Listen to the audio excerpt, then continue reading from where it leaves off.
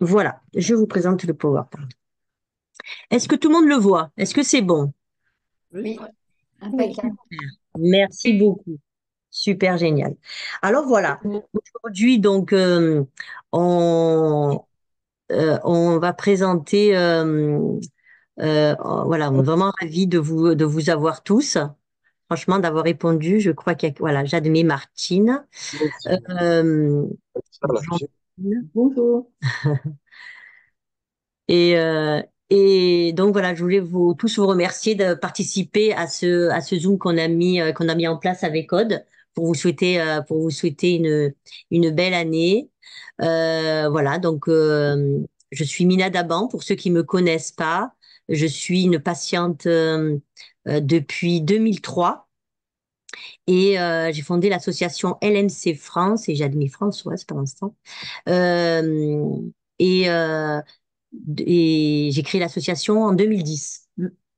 Donc voilà, et c'est une aventure qui nous rassemble tous et qui a permis de mettre en place à la fois une interface, des outils et faire passer surtout un message d'espoir par rapport à cette pathologie et voir faire que que la recherche avance dans ce domaine, puisque c'est une maladie qui est jeune, en réalité, pour les médecins comme pour nous. Et comme vous fera un petit topo là-dessus, mais c'est vrai qu'on est passé d'une maladie qui était mortelle à une maladie chronique aujourd'hui. Donc voilà, et aujourd'hui, à travers les documents et les éléments et les outils qu'on a mis en place, euh, on, euh, ça permet un petit peu de pouvoir appréhender la maladie d'une meilleure manière. Alors aujourd'hui, l'ordre du jour que je voulais vous présenter, c'était bien sûr vous présenter les vœux officiellement, mais présenter aussi les actions qu'on planifie pour l'année 2024. Et vous pouvez aussi interagir. Ensuite, il y aura l'intervention du docteur Ocharbonnier qui est à côté de moi. Je ne vais pas vous massacrer Voilà, de... non. Voilà, hein, Voilà, doucement. tout à fait. Donc voilà les dernières, C'est convivial, hein, voilà, notre... tout à fait. C'est une intervention, voilà, et sur surtout sur le voilà sur les nouvelles molécules. C'est ça que Oui, voilà, oui, oui. hein? Puis je vais résumer un petit peu le Voilà, pourquoi on est là. Voilà. exactement. Ensuite, il y a une présentation de l'enquête de la prise en charge de la LMC par le pharmacien d'officine qu'on a eu le plaisir de soutenir sur les réseaux et auxquels pas mal d'entre vous ont répondu, puisqu'elle attendait une dizaine de réponses et elle en a eu plus d'une centaine. Donc, vraiment, merci à vous tous. Et ensuite, on aura des témoignages de patients et un partage d'expériences et du vécu de la maladie. Donc, ben écoutez, voilà, meilleurs vœux, franchement, pour cette année, pour nous, c'est très important de passer, de partager ces bons moments ensemble et d'échanger sur tout, c'est-à-dire vraiment le côté 360 degrés, à savoir non seulement sur la maladie, mais aussi sur comment on vit les choses et notre vécu en tant que patient, et pas que en tant que patient, en tant que personne à part entière, c'est-à-dire avec tout ce qui nous caractérise, à savoir l'environnement qu'il y a autour de nous et ce qui nous anime dans la vie pour conserver le meilleur de nous-mêmes. Donc voilà, je suis heureuse de vous retrouver pour cette nouvelle année 2024 et qu'elle vous apporte vraiment joie, espoir et bonheur pour vous tous. J'en profite pour intégrer Géo qui rentre. Voilà. Donc, si aujourd'hui il y a, euh, comment dire, je vais vous présenter les nouvelles activités qu'on va mettre en place. L'une des prochaines, c'est une rencontre LMC France à Paris. C'est vrai que l'association, même si elle est née à Marseille, ça s'appelle LMC France. Donc, c'est vraiment une association qui regroupe tout le monde dans toute la France et même, sûrement vous le voyez dans les réseaux, on travaille aussi à l'international avec les, les, les, les, les acteurs du monde entier. pour qu'on travaille vraiment dans la main pour créer des réalisations et des outils tous ensemble. Alors, c'est vrai que souvent on m'avait dit pourquoi pas créer quelque chose sur une partie de territoire, comme c'est une maladie rare. Franchement, faire quelque chose sur un petit territoire, c'était pas ce qui permettait de nous rassembler. Vraiment, le fait d'être tous ensemble dans la France entière, ça permet vraiment d'avancer. Et ça, c'est ce qui m'anime toujours quand on réfléchit à tout le maillage dans toute la France. Et du coup, je salue les relais qui m'aident au quotidien à discuter sur tous les enjeux et aussi dans les dom-toms où les enjeux sont vraiment différents de chez nous. Donc voilà, donc c'est très important que ce soit le côté vraiment territoire global. Ensuite, comme vous le savez, l'association, elle est née le 5 février. Elle est née le 5 février 2010. Et donc, cette Oui, je m'en année, souvenais plus, moi, du eh 5 oui, moi, février. oui, c'est 5 février, je m'en souviens, moi, Mm. parce que c'était quand même 10 ans après la prise des traitements, où ça m'a mis 10 ans pour me remettre de tout ça. Et je pensais qu'il existait une association et aucune association n'existait. D'ailleurs, j'en ai parlé à Aude à ce moment-là. Et du coup, ouais, en consultation, et du coup, était venue l'idée d'évoquer ce point. Il y a Oppo qui lève la main. Est-ce que c'est pour intervenir ou c'est pour dire bonjour? Je crois que c'est pour dire Je bonjour. pense. Et puis, tu peux Je pense. prendre Ouais, et Sylvie. j'avais Sylvie. Super. Donc du coup, voilà pour l'anniversaire, on va mettre en place un vernissage et c'est en fait des œuvres qui sont mises en place, qui sont offertes par des artistes et aussi des patients, à la fois des sculptures et à la fois des peintures. Et cette année, il y a quelqu'un qui dit qu'il n'entend pas. Alors, il faut bien mettre le micro pour celui OC, c'est ça? Ah oui, c'est Oppo. Oppo, il faut appuyer. euh, il faut lui écrire. Est-ce que quelqu'un peut lui écrire et lui dire d'appuyer sur le, sur le curseur en bas pour pouvoir entendre le son, mettre le son pour Oppo? Merci. Et du coup, donc du coup, il y a des artistes qui se sont mis à mettre en place un travail sur le sourire par rapport par rapport au thème de l'espoir. Et il va travailler à la manière de Picasso, à la manière de différents artistes. Et ça va être présenté donc en février et on le partagera. Donc, L'exposition aura lieu où, Mina? l'exposition aura lieu à la mairie du 9-10 à Marseille. On en fera une vidéo et on le partagera un peu dans toute la France et à l'international aussi parce que tout le monde regarde un petit peu ce qu'on fait et on regarde aussi ce que font nos amis. Merci Carla d'avoir fait un petit message pour Oppo, c'est adorable. Merci beaucoup. Euh, donc ensuite, il y a une chose il y a une pièce de théâtre qu'on avait réalisée, si certains s'en souviennent, lors des 10 ans de l'association, et ça s'est passé pendant le Covid. Et on a eu euh, des, euh,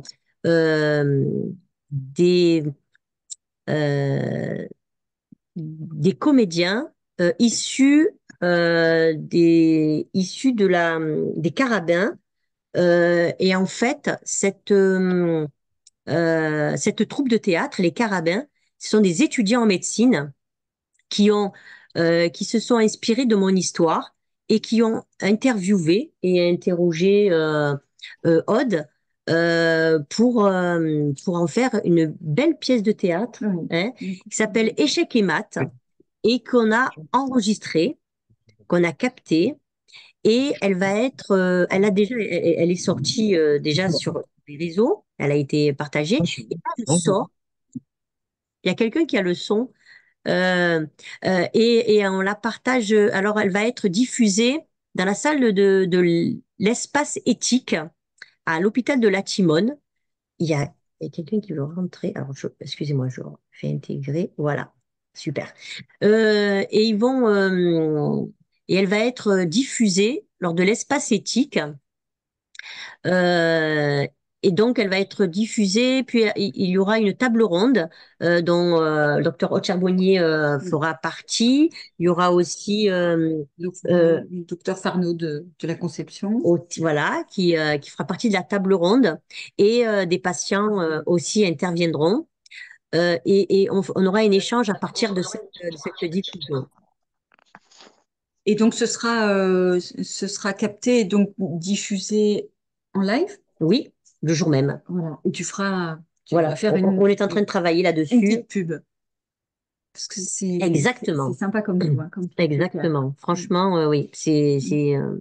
vraiment quelque chose de très inspirant et j'ai trouvé ils avaient trouvé un angle qui était très intéressant et ça permettra de parler des différents aspects de la pathologie d'une façon très intéressante, et notamment De à la travers main.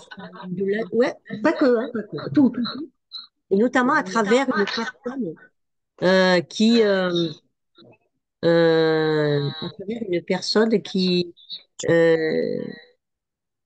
qui attend un enfant aussi. Vous voyez, tu vois. Non. Donc ça va être intéressant. Ensuite, il y a aussi un concert gospel. C'est c'est comment dire, c'est une chorale qui a été très euh, touchée par par la pathologie qu'on traverse et qui nous a proposé. Ah, il y a Adil qui nous rejoint de Paris. Et Godevin a un souci pour intégrer. Et du coup, c'est très, c'est très gentiment que régulièrement, il nous propose de faire une, mettre en place une chorale. Ça va se faire à l'église Saint-Loup cette année à Marseille. Chaque fois qu'on a des propositions dans toute la France, on le fait. On a déjà fait Mm. d'autres choses qui nous ont été proposées. À Paris, à Reims, dans d'autres lieux. Là, en revanche, il n'y a pas de diffusion sur le Non, site. non, là, ça Ok. sera difficile parce que c'est déjà compliqué. C'est un terrain compliqué quand même, une église. Donc, et la captation est un peu compliquée, mais c'est vraiment une belle œuvre parce qu'ils sont 70 et c'est vraiment une belle œuvre. Et l'argent récolté va pour voilà, à tout, voilà. Et pour les œuvres qu'on met en place. Bonjour Adil, pas s'il nous entend. Alors ensuite, on a la journée mondiale. Bonjour. Bonjour, Bonjour. merci de nous avoir rejoints. Et du coup, la journée mondiale, donc on arrive à septembre, là, donc la journée mondiale, c'est voilà, c'est quelque chose qu'on a proposé en 2011 Mm. à, lors d'une course qu'on avait mis en place et où Jean-Jacques Goldman était venu en plus signer ce démarrage. Et du coup, c'est vraiment quelque chose de très inspirant parce que les associations du monde entier ont suivi. Oui. Et Maintenant, ça, c'est une vraie journée ah ouais, mondiale. c'est vraiment, voilà, c'est une journée mondiale incroyable parce qu'elle est suivie dans tout le monde entier. Tout le monde le fait à sa manière, à sa façon et on partage plein de choses à ce moment-là. Et la première fois qu'on l'avait mise en place, c'était ce qu'on avait, parce que je me posais la question de savoir comment on pouvait se rencontrer alors que, ben, bien sûr, les médecins vont pas nous faire nous rencontrer forcément. Nous, c'était difficile de rencontrer des patients avec une maladie rare. Mm. Donc l'idée, c'était de savoir, même si on crée une association, c'est de savoir comment on peut se connecter et l'idée m'est venue de mettre une mise en place de la journée mondiale et notamment la journée du 22 septembre, parce que c'est les chromosomes qui sont impliqués dans notre pathologie, 22 et le 9. Et du coup, ça m'était, voilà, je me suis dit, c'est vraiment important et tous les pays ont suivi parce que le symbole était tellement incroyable. Alicia, oui. Et du coup, c'est voilà. Et du coup, on fait plein de choses sur cette. On prend la semaine souvent Oui. parce que comme c'est pas forcément un week-end où le 22 arrive, donc on fait quelque chose symboliquement le 22 On fait des et puis après événements on continue. pendant On une fait semaine. exactement. Voilà. Donc il y a des choses qui vont venir, il y a des propositions qui se font. Je peux déjà vous dire que il y a un stand-up qui va se mettre en place. Ah, ah. Ah ah, c'est une surprise. Donc, et je vous en parlerai après, mais vous avez déjà la primeur. Il y a cette œuvre qui va se faire avec des personnalités et qui vont apporter le côté un peu positif et tout par rapport à la maladie, qui vont faire un petit clin d'œil. Donc, donc vous aurez l'information euh, voilà, bientôt parce que voilà, c'est dans les tuyaux, ça y est. Donc là, Mina, tu nous as donné un Oui, calendrier oui, d'événements. oui, Voilà. c'est pas fini, c'est pas fini, c'est Enfin, pas fini. tu es en train de nous donner un calendrier Oui, d'événements. c'est pas fini. Voilà. Mais Oui, c'est donc ça. maintenant, tu vas Ah non, non, non, non. élargir un petit peu à des choses qui sont pas événementielles, mais plutôt Ouais, qu'est-ce qu'on va trouver sur le site de nouveau ou d'informations ouais. après. Alors, ouais. Alors là, il y a la e-université. Voilà. Voilà. Donc ça, c'est pas Là, un voilà. événement calendrier pour avoir Voilà. des sous. Non. Ça, c'est Là, ouais. direct Ça, c'est pour direct les pour les patients. patients. Exactement. Ça, et là, c'est la e-université. Donc, c'est vraiment quelque chose qui, on a travaillé ensemble. C'est vraiment un projet qui me tenait à cœur. Et du coup, il y a Alicia qui essaye de rentrer, je crois. Tac, tac, tac, on va la mettre. Voilà. Et donc, la université, c'est vraiment un pôle de formation e-learning pour approfondir ses connaissances et dans la LMC. Il y a cinq socles qui sont proposés sur différents sujets et sous forme de vidéos, de documents, de quiz, de cours virtuels et cours en présentiel. On se rencontre et on fait et on apprend. Alors l'idée c'était que les personnes avaient plein d'infos sur tous les réseaux et de partout. L'idée c'était vraiment de rassembler tout ça et d'en faire quelque chose avec une grammation qui est très pédagogiquement, qui a une suite logique et intéressante. Et en plus, elle prend en compte les connaissances des personnes. C'est-à-dire que si ils ont des connaissances, ils passent dans d'autres Pas sujets. direct. Voilà, ils vont pas, voilà. Donc ça, c'est vraiment intéressant. Et en plus, on leur donne l'opportunité de rencontrer des experts à des moments clés de la formation. Donc voilà, et la nouvelle session va démarrer en octobre 2024. Donc on va démarrer les inscriptions en juin à peu près. Voilà, et donc là, on va faire un peu la promotion et on va démarrer en juin. Voilà, et là tout notre staff est prêt pour vous accueillir.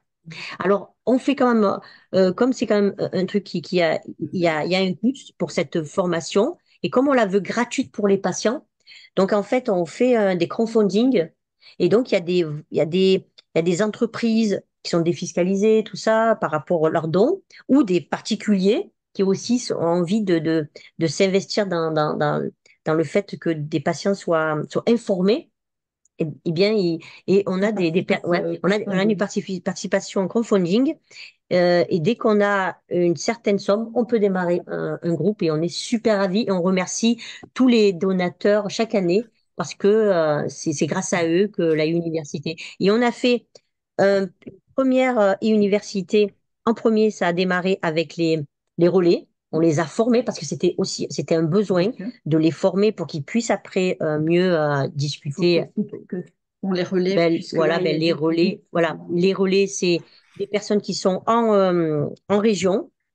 On essaye d'avoir 4 ou 5 régions. Après, les personnes vont changer. Et quand elles changent, il faut qu'on trouve d'autres personnes. Donc, si des fois vous avez envie d'être relais, n'hésitez pas à revenir vers moi. Vous avez mon mail, je vous le remettrai dans les données. On regarde ensemble pour pouvoir représenter l'association tout au long de l'année. Par Et exemple, je peux te couper deux je secondes. t'en prie, bien Par sûr. exemple, organiser en local Oui, des événements, puisque là, on vous a beaucoup parlé d'événements marseillais, mais il y a des événements qui sont bien sûr en local. oui, pour essayer justement de lever des fonds aussi pour former, pour permettre à ceux qui veulent de participer à cette université, pour te permettre, D'autres enfin, choses. plein d'autres choses, mais Et il y dont a plein les équipes. d'événements gratuits aussi. Ça, Ouais. c'est très Non, mais bien important sûr. aussi. Non, non, mais il y a plein d'événements gratuits, mais il y a plein d'événements où qui veut donner donne. Et puis, il y a besoin quand même de beaucoup de relais parce que Minad fait de plus en plus de choses et le vœu le plus cher de tous, c'est que ce soit une toile d'araignée qui se grandisse partout en France. Donc, on a besoin de relais. Moi, je trouve que Ah oui, moi, c'est c'est c'est très vraiment important. très Ah, important. il y a Donc, Sylvette. c'est important que tu expliques Oui, alors ce rôle de relais. ce rôle de relais, il est super important parce que en fait, déjà, c'est souvent des personnes qui sont impliquées déjà, avec qui je discute depuis un moment sur les réseaux. On voit un petit peu leur implication. Après, ils se positionnent pour être relais ou on leur propose en fonction de leur intérêt. Et ensuite, ils sont formés Mm. pour pouvoir avoir de façon éthique de bien parler avec les patients et passer les bons messages.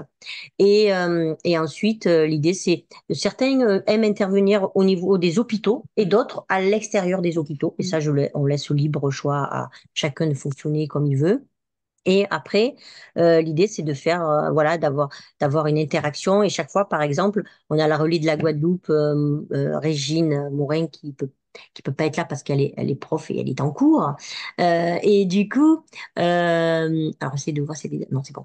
Et du coup, par exemple, voilà, elle propose, quand on fait la journée mondiale, elle fait des événements sur site. Oui. Les éléments qu'elle apprend lors des conférences, elle les transmet aux patients. Elle fait faire des activités comme nous, comme nous tous. Par exemple, à Reims, c'était le côté aussi accueil dans les hôpitaux, parce que certains ont plus une fibre un Mm. peu comme ça. Et certains aussi ont des connaissances, par exemple, dans le côté APF, dans le côté ressources humaines. Et chacun apporte un peu sa pierre à l'édifice. Et ça, c'est super intéressant parce que quand on discute entre nous, après, eh bien, on s'échange toutes les Mm. connaissances. Et Joli comme mot, édifice. merci. C'est vrai. Non, non, mais c'est vrai. Donc, voilà un petit peu pour la université. Ensuite, on a travaillé, on a eu un article là récemment sur les recommandations pour lutter contre la désinformation sur les produits de santé et quelles sont les actions pour lutter pour ça. Et on a établi plusieurs recommandations.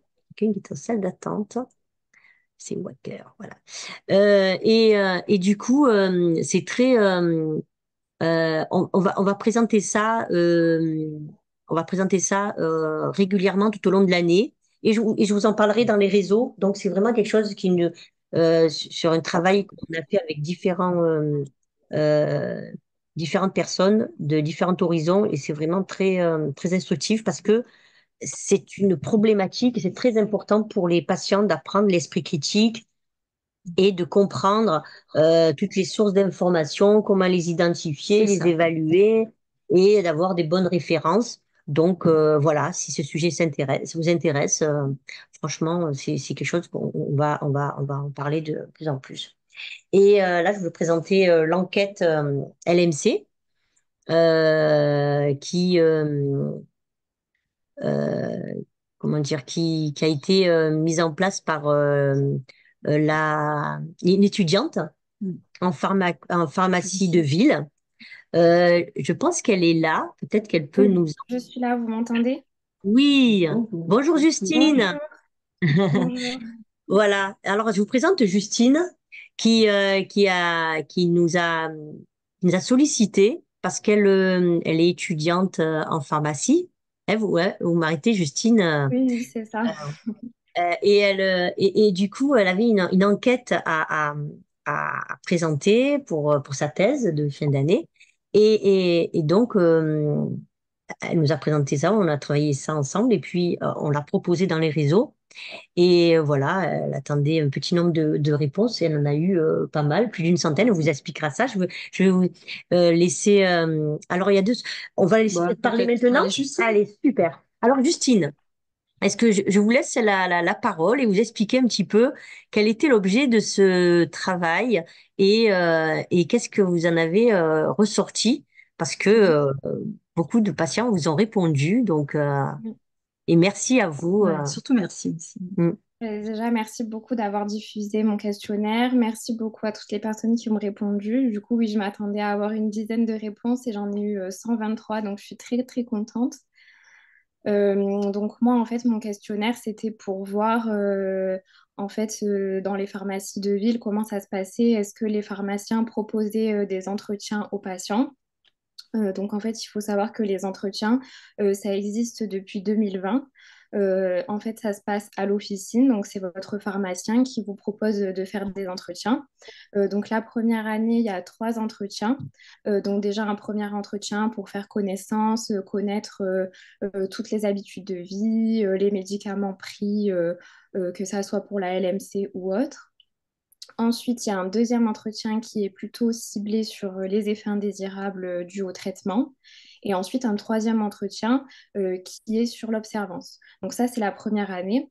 Et ensuite, les autres années, on peut refaire des entretiens effets indésirables et observance, puisque bien sûr, les effets indésirables évoluent.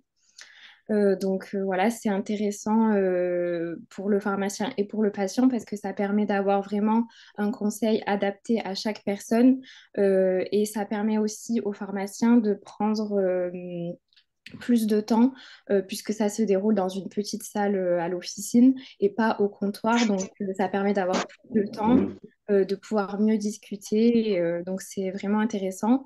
Et donc, du coup, sur les 123 personnes, j'ai eu que 4 personnes qui m'ont dit que leur pharmacien leur avait proposé cet entretien. Donc voilà, après c'est normal, ça existe que depuis 2020.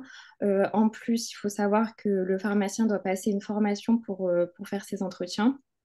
Donc maintenant, dans le nouveau diplôme de pharmacien, la formation est déjà inclue.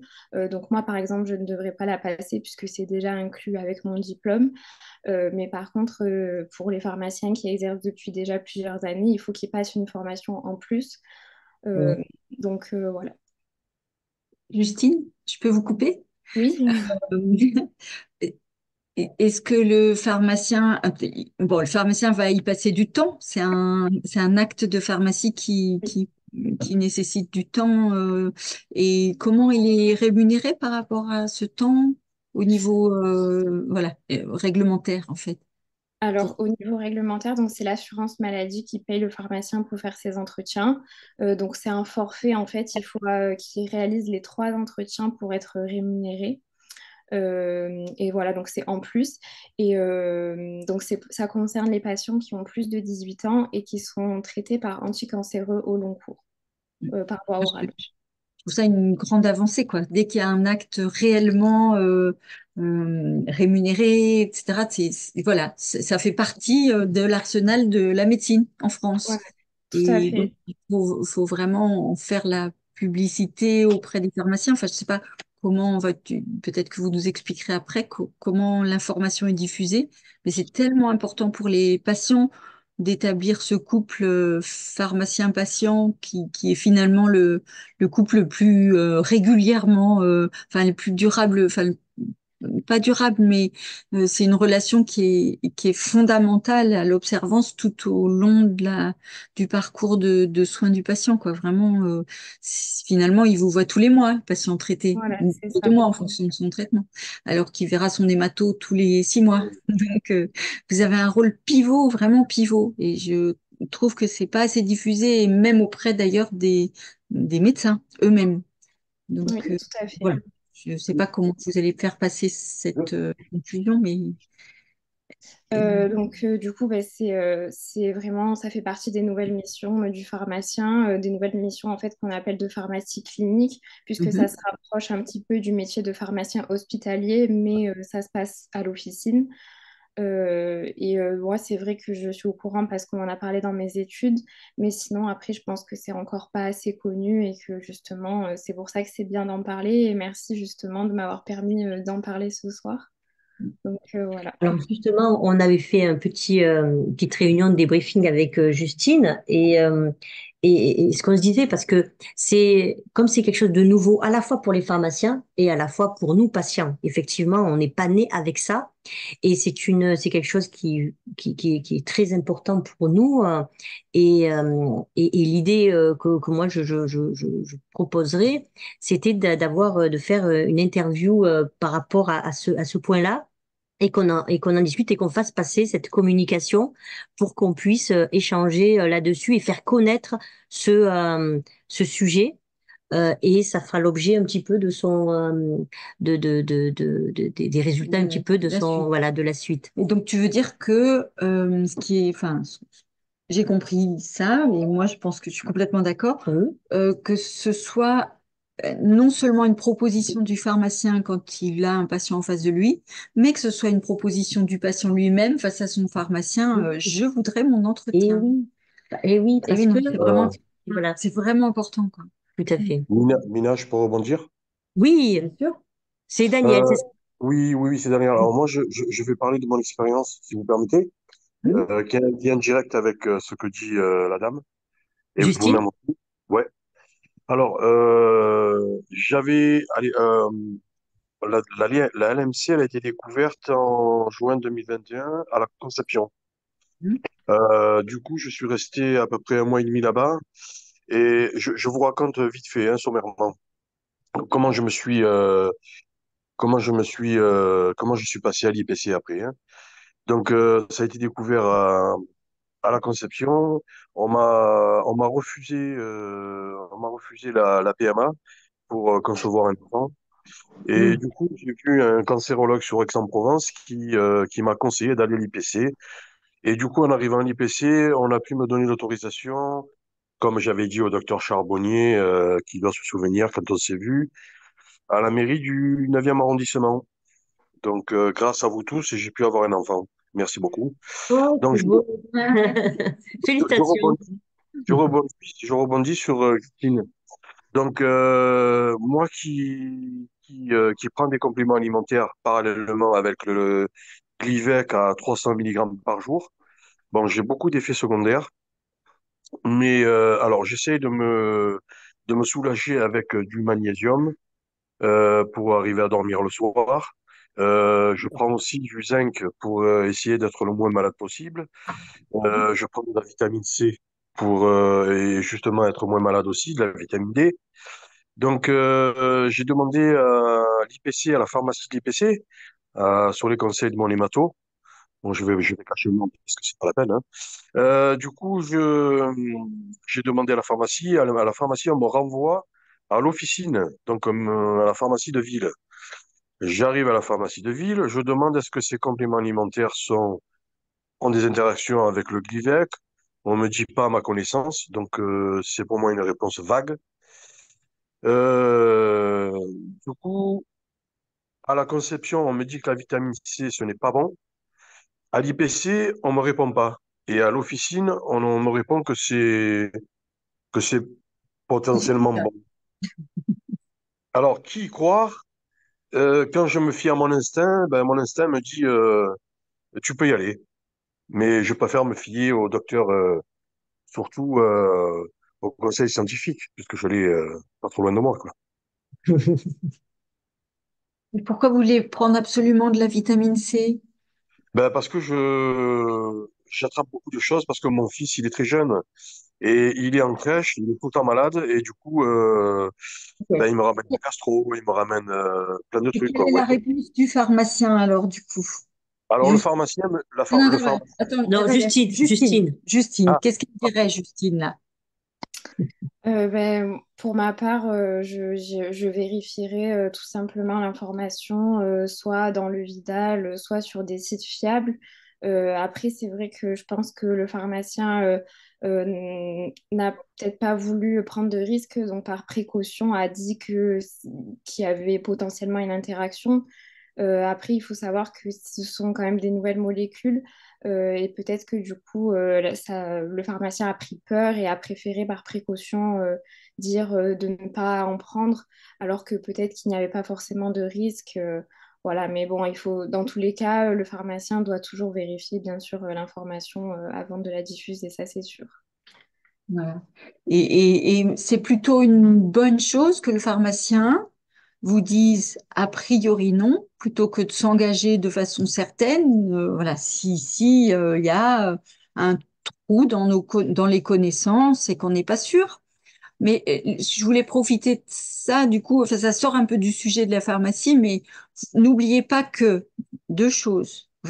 La LMC, c'est une maladie un peu magique pour tout le monde, dans le sens où on peut vérifier facilement que elle répond au traitement, et vous savez tous que vous avez des contrôles sanguins réguliers pour vérifier cette réponse. Ce qui veut dire que si on introduit un autre médicament, un complément alimentaire, et qu'on est obligé d'introduire ça, parce que, attention, on n'est pas obligé d'introduire plein de compléments alimentaires qui ne sont pas nécessaires, ça rend les choses plus compliquées. Mais si on est obligé d'introduire un médicament, eh ben, vraiment, c'est hyper important d'en faire part à l'hématologue, au pharmacien, et on va surveiller la réponse de la maladie, et on va surveiller facilement que la réponse n'est pas perdue du fait de l'introduction de ce nouveau médicament ou de ce nouveau complément alimentaire. Donc on n'a pas dit c'est complètement contre-indiqué, mais attention, la surveillance tout d'un coup va être modifiée parce qu'il y a quelque chose qui est introduit. Donc c'est pour ça que le dialogue médecin, patient et pharmacien est hyper important. Donc, il n'y a pas que la dangerosité éventuelle parce que, je sais pas, par exemple, il y a des petits effets sur le cœur de la plupart des médicaments. On ne peut pas les associer avec d'autres médicaments qui ont le même effet sur le cœur. Donc, ça, c'est important. Et le pharmacien, là, il a un rôle fondamental parce que souvent, le médecin n'est pas au courant de tous les effets toxiques des médicaments. Enfin, voilà. Et, et du coup, c'est complémentaire. Mais en revanche, le médecin hémato, lui, son rôle, c'est aussi et surtout de surveiller la réponse. Et donc, si vous lui dites, ah tiens, j'ai introduit tel complément alimentaire, vous dites, oh là là, attention, voilà, on surveille mieux s'il y a une bonne réponse ou pas, etc. Donc, c'est vraiment une histoire de dialogue. Il y a pas grand-chose de vraiment complètement, strictement interdit en association, mais c'est fondamental d'en parler. Et donc d'en parler aux pharmaciens dès que vous avez une production d'un truc. Mais en revanche, c'est souvent bien plus simple de ne pas introduire des choses pour rien. Enfin, voilà, le rôle de la vitamine C, par exemple, il est important, mais peut-être pas fondamental au moment où vous devez traiter votre LMC. Voilà, il y a des choses un peu ça. Je dis pas que c'est contre-indiqué, hein. Je sais pas, Justine, est-ce que j'ai bien complété ce que vous vouliez dire? Oui, tout à fait. En plus, c'est vrai qu'à l'officine, on n'a pas forcément de retour justement sur le suivi de la réponse au traitement. Donc, ça peut être des Mm. fois difficile de savoir précisément. Voilà. Ou en est patient. Bon, on Donc est c'est patient, vraiment c'est très important. très complémentaire parce que nous, souvent, je vous rappelle que les médecins traitants ne nous écrivent pas. Nous, on leur écrit. Les médecins spécialistes écrivent à chaque consultation au médecin traitant pour lui indiquer où il en est, où le patient en est, mais on n'écrit pas au pharmacien d'officine, et c'est dommage. Et en revanche, le médecin traitant ne nous indique pas qu'il a changé d'antihypertenseur, etc. Et la personne qui connaît exactement à un temps T où en est le traitement du patient, c'est le pharmacien. Donc tout ça fait qu'il faut qu'on ait un échange à trois, très important, à quatre avec le médecin traitant et le patient. Carla, vous avez levé la main? Oui, si je peux me Oui, permettre, je je voudrais vous en aussi prie. faire une suggestion en tant que patiente. Super. Parfois, il est difficile de mettre en contact les différents spécialistes, hein, et de créer des ponts entre les hématologues, médecins traitants, le pharmacien. J'ai ressenti le besoin de formation des professionnels. Donc, c'est ça qui pourra permettre euh, de construire un rôle important pour les pharmaciens, par exemple. Donc, en attendant d'en arriver là, il y a aussi des systèmes aux États-Unis sur le net qui sont des comparateurs de médicaments. Donc, il s'agit là de molécules développées aux États-Unis qui sont répertoriées et on peut très vite, en tant que patient, y avoir accès et voir si le Tasigna ou le Glivec sont compatibles ou pas, et avec des vitamines et avec des molécules très spécifiques de toutes sortes. Donc, ça, c'est juste une petite suggestion pour les autres. Oui, oui, que- mais d'ailleurs, c'est un peu ça notre anti-sèche, hein. Enfin, un petit peu Oui, pour avoir notre anti-sèche. Et mais peut-être que Carla, vous pourriez les partager, oui, oui, le je partager vais le écrire site à la fin sur le chat Oui, sur le s'il vous plaît, chat. s'il vous ce que plaît. Allez. Merci j'utilise quand beaucoup. j'en ai besoin. Voilà, super. On partagera. Ça vous regardez. Super, merci Carla. Et donc, attends, parce que du coup, Ok. Justine, elle avait présenté le début de son travail Oui, et il y avait une autre chose, enfin, il y il y avait avait deux autres points que vous vouliez nous dire, non? il y avait en fait l'accueil du patient, l'accueil du patient à l'officine. Si je résume bien, on a les effets secondaires Oui, et ensuite la troisième, c'est la discussion sur l'observance. c'est ça, Alors, tout c'est des à sujets fait. super importants pour nous, les patients, parce qu'on a fait un travail là-dessus. Notamment, on avait fait une mallette et une appli là-dessus. Et en fait, on s'était rendu compte que avec dans les conférences, que le docteur Ocharbonnier et d'autres experts expliquaient bien que le fait d'oublier 1 à 3 traitements dans le mois pouvait suffire à perdre la réponse. Donc, du coup, on avait travaillé sur comment le patient observait bien ou pas son traitement. Et on s'était rendu compte que euh, il y avait une corrélation avec comment dire, dans la prise ou pas ou peu des médicaments. C'était le fait d'être une femme versus être un homme. Une femme accompagnée comment dire, un homme qui était accompagné d'une femme, il avait plus de chances aussi d'être observant parce que la femme pouvait soutenir, l'inverse n'était pas forcément vrai. Les adolescents, et c'est vrai, c'est les études le disent, hein, et les adolescents perdaient cette observance parce qu'il y a ce côté un peu rebelle et tout qui venait. Autant quand les enfants sont petits, ben, leurs parents qui sont là. Voilà. Et il y a aussi la confiance qu'on porte aux médecins, la confiance qu'on a aux médicaments ou pas. Et ça, tout ça avait une incidence sur la prise ou pas des médicaments.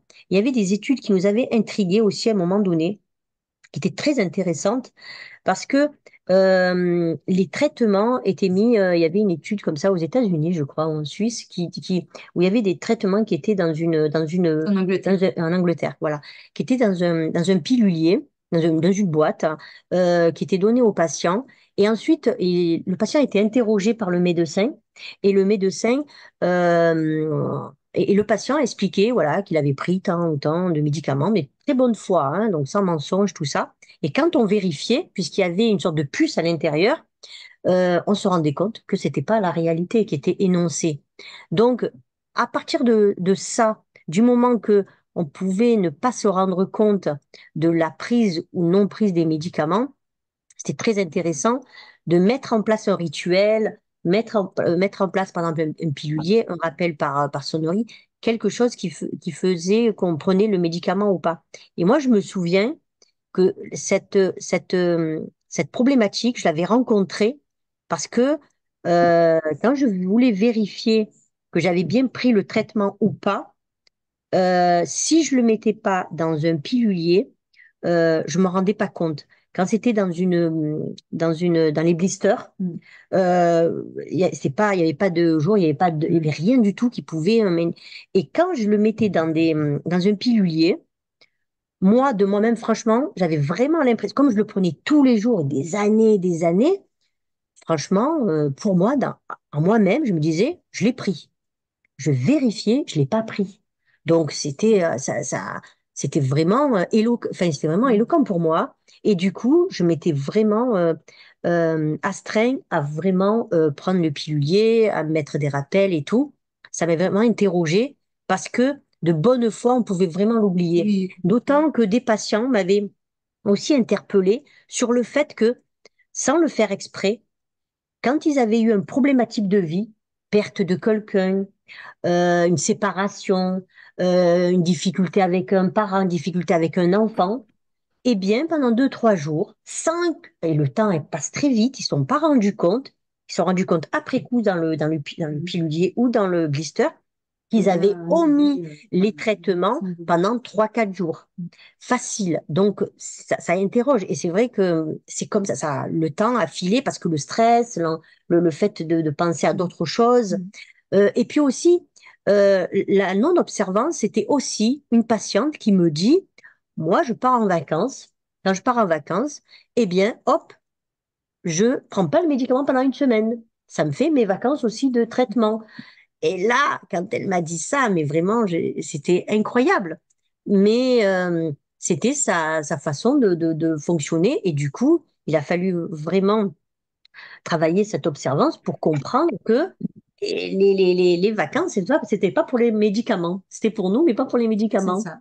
Dans Voilà. cette étude anglaise, il y avait même pas mal de. Enfin, il y a eu tout, tout, tout, tout cas- beaucoup de cas de figure différents rencontrés, on va dire. Et il y a aussi des patients qui prenaient pas régulièrement du tout leur traitement, avec les longues plages sans prise de traitement. Et la semaine avant la consultation, on se mettait à prendre 2 fois plus pour compenser, quoi. Donc, il y a vraiment des. euh, voilà. Alors, il y a quelqu'un qui nous indique qu'il Oui, note les jours de la les jours de la semaine au semaine, dos de chaque médicaments, blister. ouais, sur l'aluminium. C'est bien, Ah oui, je comprends. Ah, j'avais pas compris. Ok, ok. c'est Oui. le pilulier de base. Ouais, c'est les piluliers. Ouais, ouais. C'est vachement. Et c'est très important, en Ouais. fait, hein. C'est Ah oui, très mais tout le important. monde le sait. Enfin, c'est compliqué de ne pas prendre 2 fois quand on a l'impression, quoi. Oui, parce qu'il y a aussi le fait de prendre 2 fois quand on a oublié ou pas, si on l'a Et, pris ou pas. Ça, et en fait, ça arrive, hein. Et en fait, donc, il y a beaucoup d'études d'observance. Si vous voulez, je pense que sur le site, tu l'avais mis le Oui, résumé oui, oui, oui. de ce que j'avais fait, mais pourrais refaire passer un petit coup Mm. une mise à jour. Parce que, en fait, les études d'observance, Ah, voilà. C'était pour ton ado de 14 ans, en fait. Comme cela, tout le monde est voilà. rassuré. Eh oui, je comprends. Ouais, vous avez raison. Super. C'est Ingrid. Merci, Ingrid, de ce partage. C'est adorable. En fait, au moins 2 tiers des réponses non satisfaisantes, on va pas dire forcément des échecs, mais des Mhm. réponses non satisfaisantes, sont dues à des erreurs d'observance. On n'a pas la sensation que c'est ça, hein, mais ça aboutit à des switches thérapeutiques en Mhm. trop, à des prises de risques pour Mhm. vous, donc le médecin qui vous propose des Mhm. augmentations de posologie ou des switches pour rien, en fait, juste parce qu'il y a Je parle pas d'effets secondaires là, hein, je Oui. parle simplement sur des Genre, erreurs genre, ça d'observance pourrait être évité. qui pourraient être évitées, D'accord. ouais, Ok, voilà. je comprends. Donc, ça faut l'avoir, Euh, Oui, surtout en début de traitement. Mm. d'accord. Oui, Mina, oui, docteur c'est Charbonnier. Daniel. Mhm. Est-ce que je peux parler d'un effet secondaire assez particulier? Est-ce que Daniel, on peut passer, et j'ai un chapitre tout à l'heure, je te note, je te fais intervenir, d'accord? D'accord. Et Super, merci. Justine, on a pris ta parole là, tu voulais peut-être Euh, suite à l'enquête, suite à ton enquête, tu nous as tout présenté ou pas? Oui, là, du coup, je vous ai tout présenté. Juste, oui, donc, pour revenir juste sur le pilulier, si je peux me permettre. Donc, le Oui, pilulier, c'est très bien. Par contre, si on a d'autres traitements, il faudra faire 2 piluliers séparés. C'est mieux quand même. Donc, un pilulier avec le traitement de la LMC et un avec les autres traitements. Et, et pour le pilulier, en effet, j'ai vu, il y a quelqu'un qui a demandé avec ou sans blister. Mais en fait, il faut bien laisser le blister puisque ça permet du coup que le traitement se conserve. Donc, si vous voulez faire un pilulier, vous pouvez, mais il faudra du coup découper le blister pour mettre chaque comprimé dans les cases, mais en gardant le blister qui permet du coup la bonne conservation du médicament. Et voilà, et sinon ensuite, oui, dans mon enquête, j'avais beaucoup de personnes justement qui me disaient qu'elles ne se sentaient pas assez conseillées sur les effets indésirables. Mais justement, à ce moment-là, n'hésitez pas à aller demander à vos pharmaciens de faire un entretien ciblé sur les effets indésirables, du coup, oui, pour il est avoir travaillé, à il vos faut questions. penser à ça. Oui. Tout à fait. Super. Merci Justine, hein. Merci Merci, beaucoup pour cette merci présentation. beaucoup. Et puis, on sera ravis d'avoir les résultats finaux tout à fait. Euh, voilà. Et toutes mes félicitations pour ces résultats et ce travail. Merci beaucoup. Merci beaucoup. Je t'en prie. Je vois qu'on lève le front qui doit les Ben, rendre j'arrive, à mais non, forme. mais je le refais, je peux pas. Voilà, là c'est D'accord. trop tard. Alors, du coup, je te laisse intervenir sur Ah oui, alors je vais rapide, vous dire un voilà, petit mot voilà, sur les merci. avancées. Mais avant, je vais vous dire un petit mot sur ce que j'aimerais bien entendre. J'aimerais bien que Mina, elle fasse un jour, mais je ne sais pas si vous êtes d'accord, une petite enquête sur ce que les patients attendent d'une association. Parce que moi, j'ai l'impression il y a des gens qui refusent, par exemple, quand leur indique, tiens, vous êtes au courant de l'existence de cette association. Ah non, non, non, moi, si ça est pour échanger, ne parler que de la maladie, surtout pas, voilà. Et donc, On a fait ça, une enquête là-dessus, hein. On a déjà fait une mais enquête là-dessus. ça fait 10 ans, Non, 13 ah ans. non, Alors, ah non, non, est-ce non, que, non, non. Là, on fait régulièrement une enquête là-dessus. mm, Alors, ce qui est important par rapport au côté association, et c'est pas que pour notre mhm, association, c'est mhm. pour toutes les associations. Ce qui est important à savoir, c'est que il y a plusieurs. Comment on en parlait avec Justine justement parce que elle disait que c'était voilà. Dans les associations, c'est beaucoup plus fréquenté par les femmes que par les hommes. Ça, c'est Mhm, super connu.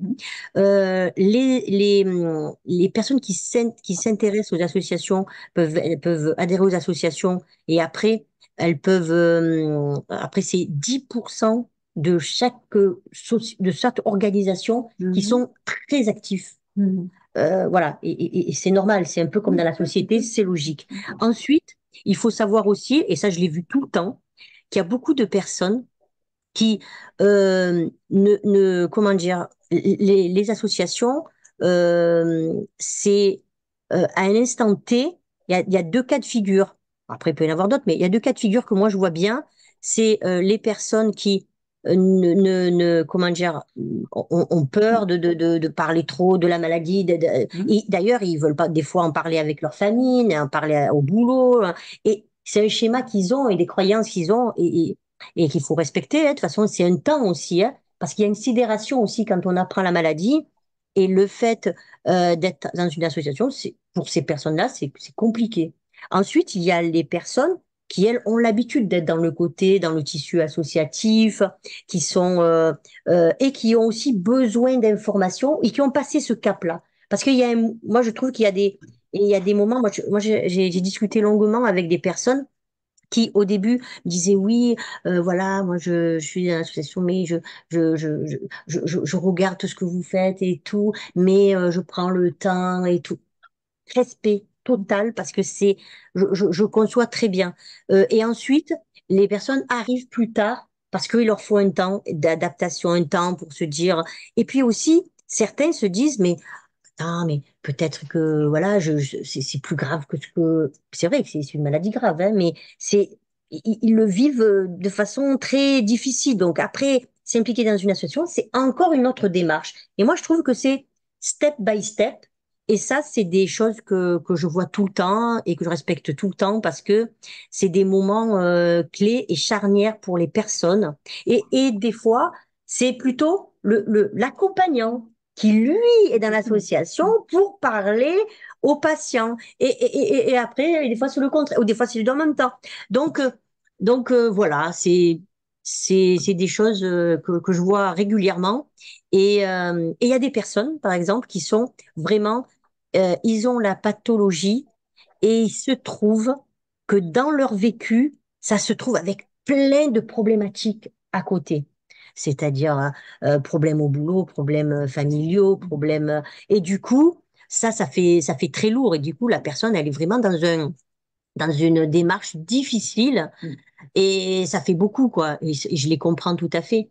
Euh, et par contre ben, quand on discute eh ben elles ont facilement 6 mois, un an pour pouvoir être dans le flow, pour pouvoir être bien. Mais l'avantage, c'est qu'en discutant, elles se rendent compte que elles vont être bien et que ce qui est dit est réel. Parce qu'il y a ce temps-là aussi, hein, parce qu'on est dans un sas de sidération à un moment donné. Les gens ont l'impression de rentrer dans un peu dans une sorte de tunnel, dans un truc, un nuage comme ça, un peu compliqué. Et c'est un temps, c'est rare les personnes qui rentrent d'un seul coup, tac, oh oui, c'est bon. Non, moi même ceux qui sont super positifs, comme moi d'ailleurs, un peu trop, mais du coup, ils ont ce temps d'adaptation. Et ça, je le conçois tout à fait. Et du coup, ben, c'est notre rôle, nous, ceux qui ont plus de recul, moi ça fait 20 ans, et d'autres, ben, c'est pour ça que quand les personnes ils viennent en tant que relais, souvent, il faut vraiment qu'ils aient 1 an, 2 ans de bagage pour pouvoir soutenir les autres. Et ça, on l'a remarqué, et ça augure un bon soutien. Donc voilà. Donc ça, c'est ce que je voulais dire. C'est bien, merci. Mais Parce que du coup, c'est ce que c'est enfin, important, ça. nous, on a besoin, en tant que médecin qui sert de relais entre les hématologues et l'association, euh, j'ai, j'ai- moi, j'ai du mal parce que les médecins sont loin de vous souvent et loin de l'association parce qu'ils imaginent que tout repose sur eux ou c'est le rôle mythique du médecin. Enfin, je veux pas cracher sur les médecins du tout, hein, mais c'est compliqué comme rôle parce qu'on a besoin d'être un des pivots, mais on a du mal à laisser la parole et le rôle de l'asso ou voilà, au patient lui-même comme autre pivot. Et donc, moi, j'ai besoin de mots-clés pour que les médecins poussent les patients à comprendre ce qu'ils peuvent puiser au sein d'une association. Et pour moi, c'est pas forcément participer à l'association, c'est aussi simplement grappiller les infos qu'ils n'ont pas ailleurs, se sentir moins seul. Et ça marche à tous les coups. Ça, c'est vrai. Mais ça peut être vraiment, il y a ce rôle de participation et ce rôle d'information. Et il y a une main qui se lève. Ah, Et c'est vraiment un rôle différent, mixte que je voulais juste mhm. rappeler ici que c'est que oui, il y a des tas d'activités, il y a des tas les gens peuvent se sentir soutenus parce qu'il y a du partage, mais on se sent pas plus malade parce qu'on a du partage, d'une part, Mhm. et puis il y a ce rôle de d'information que vous pouvez trouver et qui peut compléter l'information que vous donne ou que ne vous donne pas votre médecin, parce qu'il manque pas mal d'infos. Surtout que ces infos, elles sont différemment perçues et reçues au fur et à mesure de la maladie. Et au départ, on a peu d'infos. Le médecin, nous, on essaye de vous informer de plein de choses, mais bien sûr, vous ne recevez que 10% des infos, tellement il y a deux choses et de paliers à passer au moment du diagnostic. Et donc, je voulais rappeler et puis faire passer l'info et faites passer ces infos aussi, que cette asso, elle sert à ça. Elle sert non seulement à se sentir moins seule, mais aussi à avoir des informations qui sont toujours mises à jour, réelles. Enfin, Mina, elle est incroyable pour ça. Mais c'est gentil. Voilà, et Merci. Mais d'ailleurs, toi aussi, d'ailleurs, hein, en tant que le elle- docteur Charbonnier, elle aide beaucoup, franchement. Elle est tout le temps là. ben, voilà, autant que je peux. Mais voilà, t'as fait une formation pour Mhm, créer cette université, donc elle n'est pas sortie de n'importe où. Enfin, mhm. donc tu as une grande réflexion par rapport à, à- aux informations que peuvent engranger, enfin, comment enfin, mettre comment dire, les patients, ils s'informent et ensuite ils transforment cette information pour vivre au mieux leur maladie.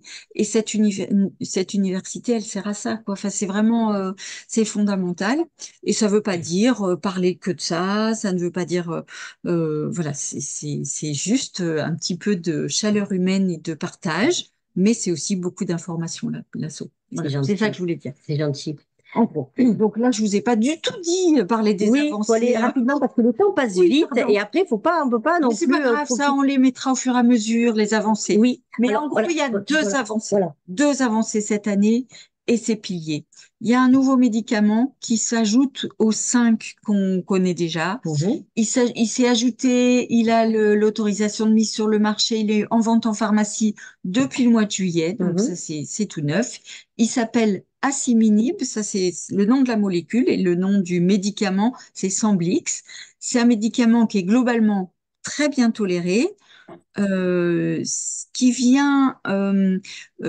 peut rattraper des gens qui sont, enfin des situations où les autres médicaments sont pas ou pas assez efficaces. Mhm. Mais il est tellement bien toléré que bien sûr sa place elle va changer. Et pour l'instant sa place elle est après échec ou intolérance de deux autres médicaments. Mhm. Et bien sûr il va petit à petit être après échec ou intolérance d'un médicament. Et c'est Novartis qui commercialise ce médicament, et il va essayer de le mettre en première ligne dans quelques années. C'est pratiquement sûr, mais c'est vrai que 6 médicaments, on commence à couvrir tous les besoins, et c'est une excellente nouvelle. Et la deuxième nouveauté dont je voulais vous parler, c'est le fait que enfin, de plus en plus, la société médicale et scientifique va vers la personnalisation du traitement, l'adaptation du traitement en fonction de chaque situation, et, l'essai, on essaie globalement, et c'est écrit dans le dernier plan cancer, on essaie d'aller vers la diminution maximale des effets secondaires, ce qui veut dire trouver la dose minimum efficace. Et ça, c'est pas du tout comme ça que sont vendus les médicaments. D'habitude, c'est telle dose pour telle situation. Et maintenant, c'est aller vers la dose minimum, c'est-à-dire minimum efficace, c'est-à-dire rester efficace tout en ayant le moins d'effets secondaires possible. Alors, Voilà. on a un joli message qui dit que participer aux réunions LMC France m'aide à me libérer. Mais merci beaucoup, c'est très joli. Merci beaucoup. Alors, le temps passe très vite, donc j'aimerais qu'on accueille maintenant Nicole, que vous voyez à l'écran. Elle nous entend, Nicole? Tout à fait. Ah, parfait, merci beaucoup. Alors, c'est la doyenne de l'association, et donc j'aimerais lui donner la parole rapidement, parce qu'on va partager nos trucs, et je note bien ceux qui ont levé la main, je ne vous oublie pas.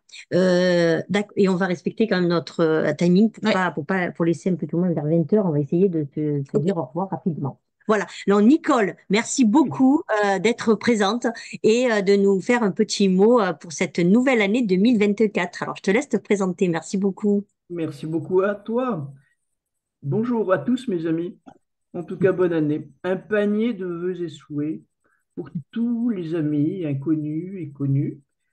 À vous deux, mes amis, qui maintenant Merci. font partie de cette deuxième famille qui est l'association dont vous parliez, Aude, tout à l'heure. Euh, j'ai été diagnostiqué en 2012. En 2012, au cours simplement, comme c'est arrivé à beaucoup de monde, d'une banale prise de sang. Voilà, ça m'est tombé sur le coin de la tête, sans savoir une chose que vous avez dite tout à l'heure, Mina, que tu as dit, c'est-à-dire sans savoir ce que c'était. Bon, le mot leucémie, je connaissais. La suite, alors là, c'était, j'ai découvert au fur et à mesure.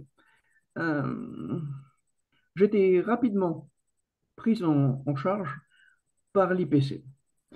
Là, j'ai eu la chance d'avoir, à côté du professeur V, une hématologue charmante qui, ce n'est pas vous, Aude, vous étiez après, euh, qui nous a fait, avec des croquis, connaître ce qu'étaient les chromosomes de Philadelphie, etc., et tout l'historique qui s'y attachait. Voilà, donc dans la connaissance, et puis après sont venus les livres blancs de Mina, etc., etc. Voilà. Donc, Merci. je reviens au mois de mars 2012. C'était notre anniversaire de mariage. C'est toujours agréable, n'est-ce pas, quand le labo vous appelle. Et oui. Et donc, il nous a fallu, mon mari et moi, plusieurs mois pour digérer cette annonce euh, et d'y faire front. et d'y faire front simplement parce que je suis allé sur Internet. Et je suis tombé sur l'association, peut-être déjà presque nouvelle, de Mina. Et Mina, je l'ai eu au téléphone. Et elle m'a, comment dirais-je, coaché pendant des mois. Et puis, donc, à l'IPC, myélogramme, etc., tout le Bataclan, je ne vous demanderai pas le. Hein, voilà, voilà. Et puis, j'ai fait la connaissance du docteur Charbonnier, et qui m'a prise en charge. Et, et là, je crois que Glivec, les premiers temps, en 6 mois, mais à son gré, ça n'allait pas si vite. Donc, elle m'a elle m'a passé à Tassinia. Bon, Mhm. je passe vite sur les effets secondaires, nous les connaissons tous. Et, et puis, au bout de 5 ans, elle m'a dit, ça nous amène donc en avril 2017, elle m'a dit, mon cher ami, maintenant, je ne sais pas, cher ami, je vous l'adresse, hein, c'est peut-être ça que vous m'avez dit. Nous allons, les résultats sont bons. Euh, je suis en rémission profonde à ce moment-là. Nous allons essayer d'arrêter le traitement. Alors là, c'est un moment difficile à digérer. Donc, Aude m'a mis en rapport avec comment s'appelle-t-elle, Mina, avec la psy, Oui, Yolande Arnaud. Yolande Arnaud. Et Aude m'avait donné 6 séances avec elle. Et donc, j'ai approfondi avec elle quelque chose que j'avais décidé quand même, c'est d'arrêter. Sachant par Aude que je pourrais recommencer le traitement si c'était nécessaire. Tout à fait. Et pour moi, maintenant, avril 2017, nous sommes en 2024. Vous savez compter. Je suis Magnifique. en rémission. Je suis une vieille dame. J'ai de nombreux arrière-petits-enfants. Mais je reviens sur une chose, mes amis, tous, lorsque j'étais diagnostiqué, j'avais déjà un arrière-petit-fils de quelques mois. Et sa maman m'a dit, Nicole, vous allez vous battre pour lui, pour le voir grandir.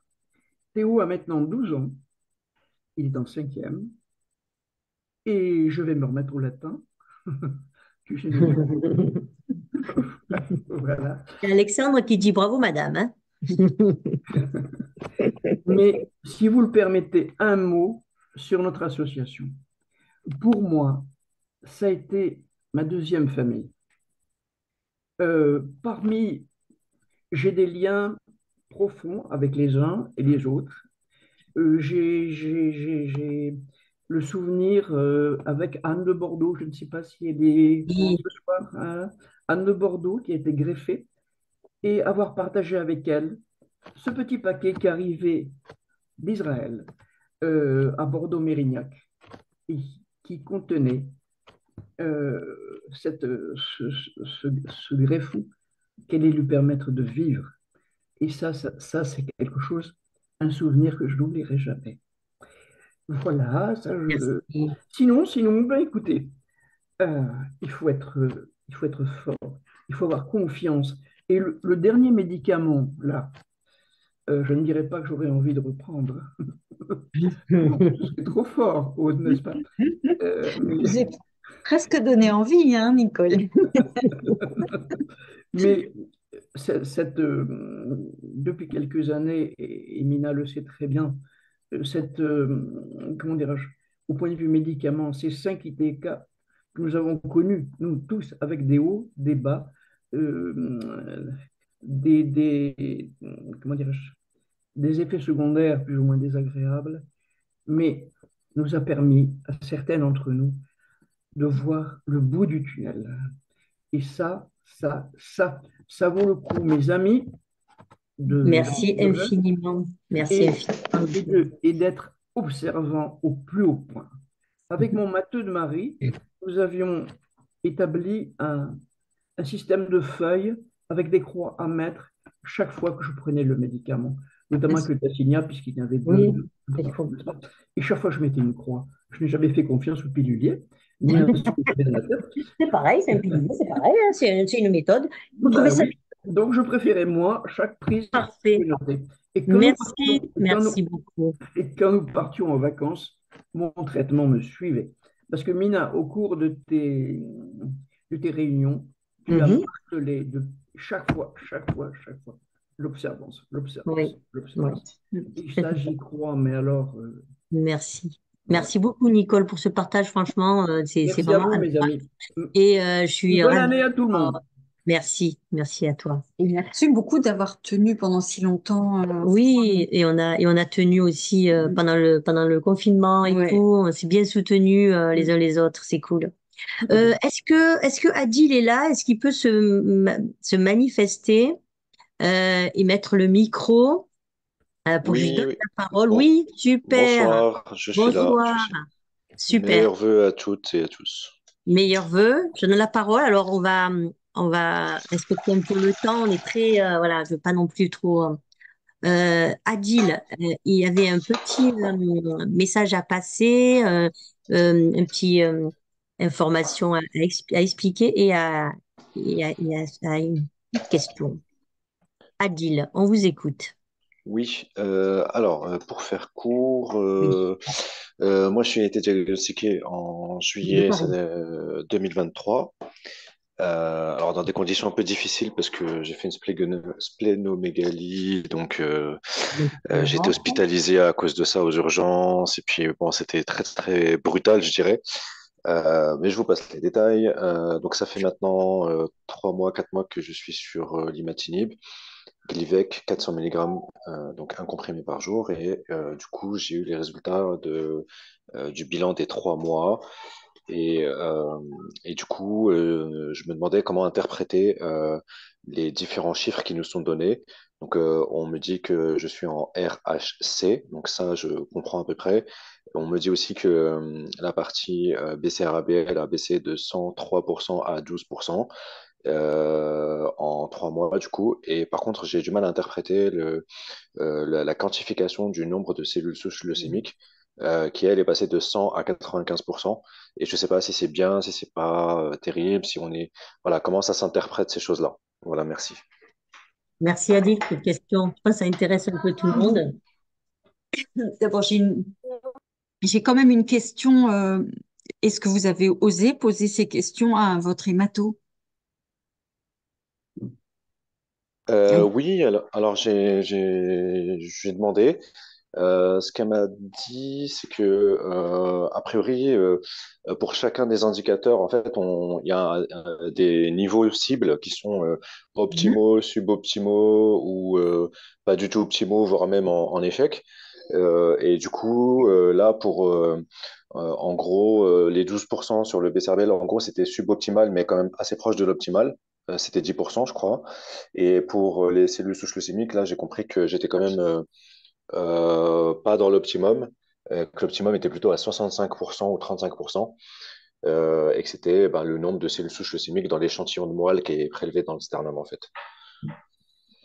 D'accord. Alors dans la question de Adil, et ce qui était intéressant, c'est que c'est souvent quelque chose que je retrouve. C'est pour ça que je trouve intéressant qu'il Ouais. intervienne, parce que les personnes se retrouvent avec des chiffres comme ça, et Je surtout en ne sais pas début quoi de en faire. traitement, et ils savent pas quoi en faire. Et les chiffres qui sont bons d'un côté, pas entre guillemets, pas dans les recommandations de l'autre côté. Et Donc qu'est-ce du qu'il coup, a fait, l'hémato? Du coup, est-ce qu'il a changé de traitement? Qu'est-ce qu'il a dit? qu'est-ce qu'il a dit, les Ça maths? va d'un côté, Alors, et du ça va coup, pas de bon, ben, l'autre. mon cas a été vu en RCP avec le référent que vous connaissez localement ici sur les Yvelines. Et du Mhm. coup, le message en conclusion, c'était le patient répond bien. On refait un point dans 3 mois plus tard. Et là, si le BCRBL descend à 1%, pas besoin de refaire de myélogramme. Voilà. Ok. Alors, j'essaie d'élargir pour que ce soit intéressant Oui, pour tout le monde, pour pas bien faire du sûr. cas, etc. Puis qui c'est pas trop l'objet ici, mais la question, comme dit Mina, c'est très important parce que que vous compreniez bien où vous en êtes, s'il y a besoin de changer de traitement ou pas, quelles sont les questions. Moi, je vais pas remettre ici en compte, enfin voilà, disons que vous avez un hémato qui a fait exactement ce qu'il fallait, c'est-à-dire que quand on se pose des questions, on demande à un référent. Parce que c'est une maladie effectivement très rare, du coup on est un petit nombre de médecins très au courant et Spécialiste, c'est très spécialisé. Et les autres médecins hémato, en fait, voient de nombreuses maladies. Et donc, s'ils ont 10 ou 20 LMC dans leur file active, effectivement, ils ne peuvent pas tout savoir et tout avoir lu sur la LMC. Mais nous non plus, hein, on n'a pas tout lu. Mais nous aussi, on a une RCP nationale. Quand les cas sont vraiment compliqués, on se réunit à peu près tous les 2 mois et on discute ensemble de ce qu'on doit faire sur tel ou tel cas. On en rediscute ensuite en fonction pour voir ce qui s'est passé, etc. Parfois, c'est un petit peu compliqué. Et c'est en fait pas dans les livres exactement, puisque comme on a 6 molécules, parfois on hésite. Et là, effectivement, ben voilà, vous avez été mis sous imatinib. Est-ce qu'on peut sous Glivec, est-ce qu'on peut exiger la même chose? Mais s'il n'y a pas tout à fait, que sous Tasigna, par exemple, sous nilotinib en première ligne, mais s'il n'y a pas tout à fait la même chose, est-ce que est-ce que c'est bien, est-ce que c'est pas bien? Enfin voilà, tout est écrit, mais finalement tout est adapté en fonction d'une situation.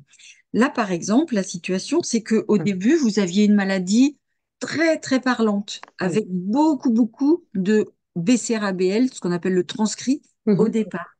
Et nous, ce qui est important, c'est que au départ, dans les 6 premiers mois de la prise en charge, la maladie descende à toute vitesse. Et elle est descendue à toute vitesse. En 3 mois, passer de 100% à 12%, c'est bien mieux que de passer de 40% à 5%. Donc finalement, oui, vous avez 12, mais 12 en partant de 100, même si c'est un tout petit peu au-dessus de 10, qui est notre recommandation, en fait, vous avez une pente de réponse qui est excellente. C'est pour ça que le référent a dit, oula, pas de problème, vous êtes très très bon répondeur. Surtout que vous avez été mis sous Glivec, qui est la molécule de base, la moins... Donc, très bon répondeur, ouais, c'est ça. Le Glivec, c'est très bien. Il n'y a pas d'erreur d'avoir mis du Glivec, mais en même temps, c'est une molécule de base qui n'est pas la plus efficace qu'on ait. Donc, avoir cette pente de réponse excellente alors que vous n'avez, entre guillemets, que du Glivec, en gros, c'est excellent. Donc, pas de souci. Mais c'est vrai qu'avec 12% de transcrits, de cellules qui encore se transcrivent, bah finalement, quand on les fait pousser en boîte, donc in vitro, et on regarde ce qui se passe au niveau chromosome, donc c'est pas, attention, hein, c'est pas les cellules souches, c'est est-ce que on retrouve le chromosome de Philadelphie, donc D'accord. le 9 et le 22 qui ont échangé leurs chromosomes. Est-ce qu'on retrouve ça quand on fait pousser les cellules? Et c'est vrai que c'est que les cellules immatures qui poussent. Donc, vous avez transformé ça en cellules souches, mais toutes les cellules immatures de la moelle, en fait, poussent. Donc, on les fait pousser et on regarde s'il y a encore ce chromosome. Bah, finalement, il est dans 92% des cellules, donc presque toutes l'expriment encore, mais vous faites la même chose 15 jours après. Comme vous êtes à 12% et que c'est en pente comme ça, vous aurez plus que 50%. Donc, c'est parce que c'est pris au mauvais moment. Oui. Moi, ce que j'aurais fait D'accord. perso, c'est que un mois après, j'aurais vérifié que le transcrit était bien descendu à 6%, que vous étiez vraiment en pente comme ça. Parce qu'on ne soit pas en remontée parce que vous êtes que sous Glivec, par exemple. Voilà, j'aurais fait un petit contrôle intermédiaire. Mais un tenté comme ça, c'est excellent, hein. La pente de réponse est C'est très excellente. bonne. Voilà. Oui, Donc, il fallait juste un tout petit peu plus d'explications pour que vous vous sentiez rassuré d'avoir ce truc un petit peu entre deux avec du blanc et du noir qui fait du gris pour vous, mais en fait, c'est plutôt du blanc. plutôt Voilà. du blanc. D'accord. Voilà. Ok. OK? Merci pour les explications techniques. C'est ça. Et Et alors, vu votre âge, oui, c'est ça que je disais. voilà, normalement, Oui. les recos maintenant, c'est plutôt de mettre un traitement un peu plus incisif Oui. au départ. Signa, par exemple. Voilà, au Voilà. départ, Tassinia, mais maintenant que vous avez eu du Glivec, en deuxième ligne, vous pouvez avoir tous les ITK, ce qu'on appelle ITK, donc De tous les seconde traitements génération. de seconde génération. Mais si le transcrit est à moins de 1% au bout de 6 mois, il n'y aura aucune erreur, comme dit le référent, de vous laisser cet imatinib. Voilà. Le but D'accord. chez vous qui êtes très bon répondeur, c'est de garder cette très bonne réponse et donc, en deuxième objectif, d'aller vers l'arrêt de traitement dans 6 mois, puisque vous êtes dans 5 ans, puisque vous êtes très bon répondeur. Bien sûr, tout ça en ayant le moins d'effets secondaires possible. Super. Alors, les effets secondaires, c'était pendant 3 mois, vraiment, c'était très difficile. Et bizarrement, ça s'est estompé quand j'ai eu le Covid, très Bon, nettement. vous n'êtes pas le premier qui me dit ça. C'est vraiment bizarre. Moi, ça m'a beaucoup fait peur quand j'ai eu le Covid. Et finalement, j'ai eu très peu de symptômes par rapport à ma femme qui, elle, n'a aucun problème de santé. Et donc, ça a baissé drastiquement à ce moment-là. Les douleurs articulaires, nerveuses, un peu, tout ça, les contractures. Et puis après, au bout du, je dirais, troisième mois, fin du troisième mois, là, ça allait vraiment beaucoup, Ça beaucoup y est. mieux. Faut vraiment répandre cette info. C'est des médicaments auxquels on s'habitue progressivement.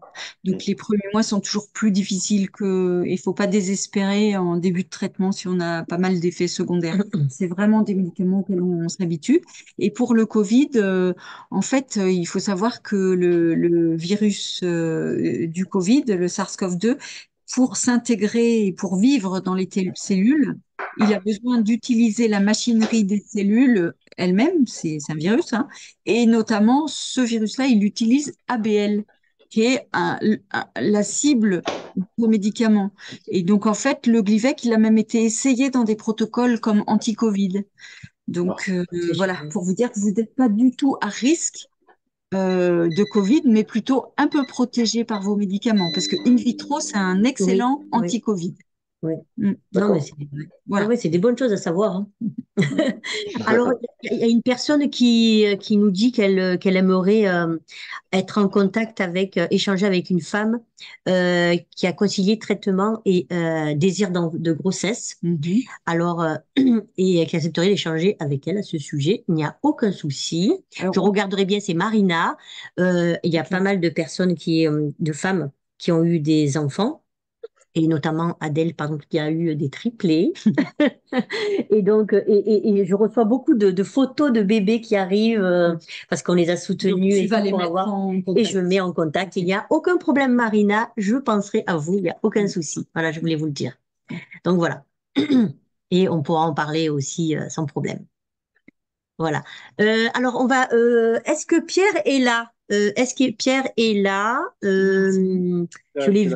Il est encore là. Super. Merci, Pierre. Euh, Après, j'oublie pas. Après, c'est Carole est là.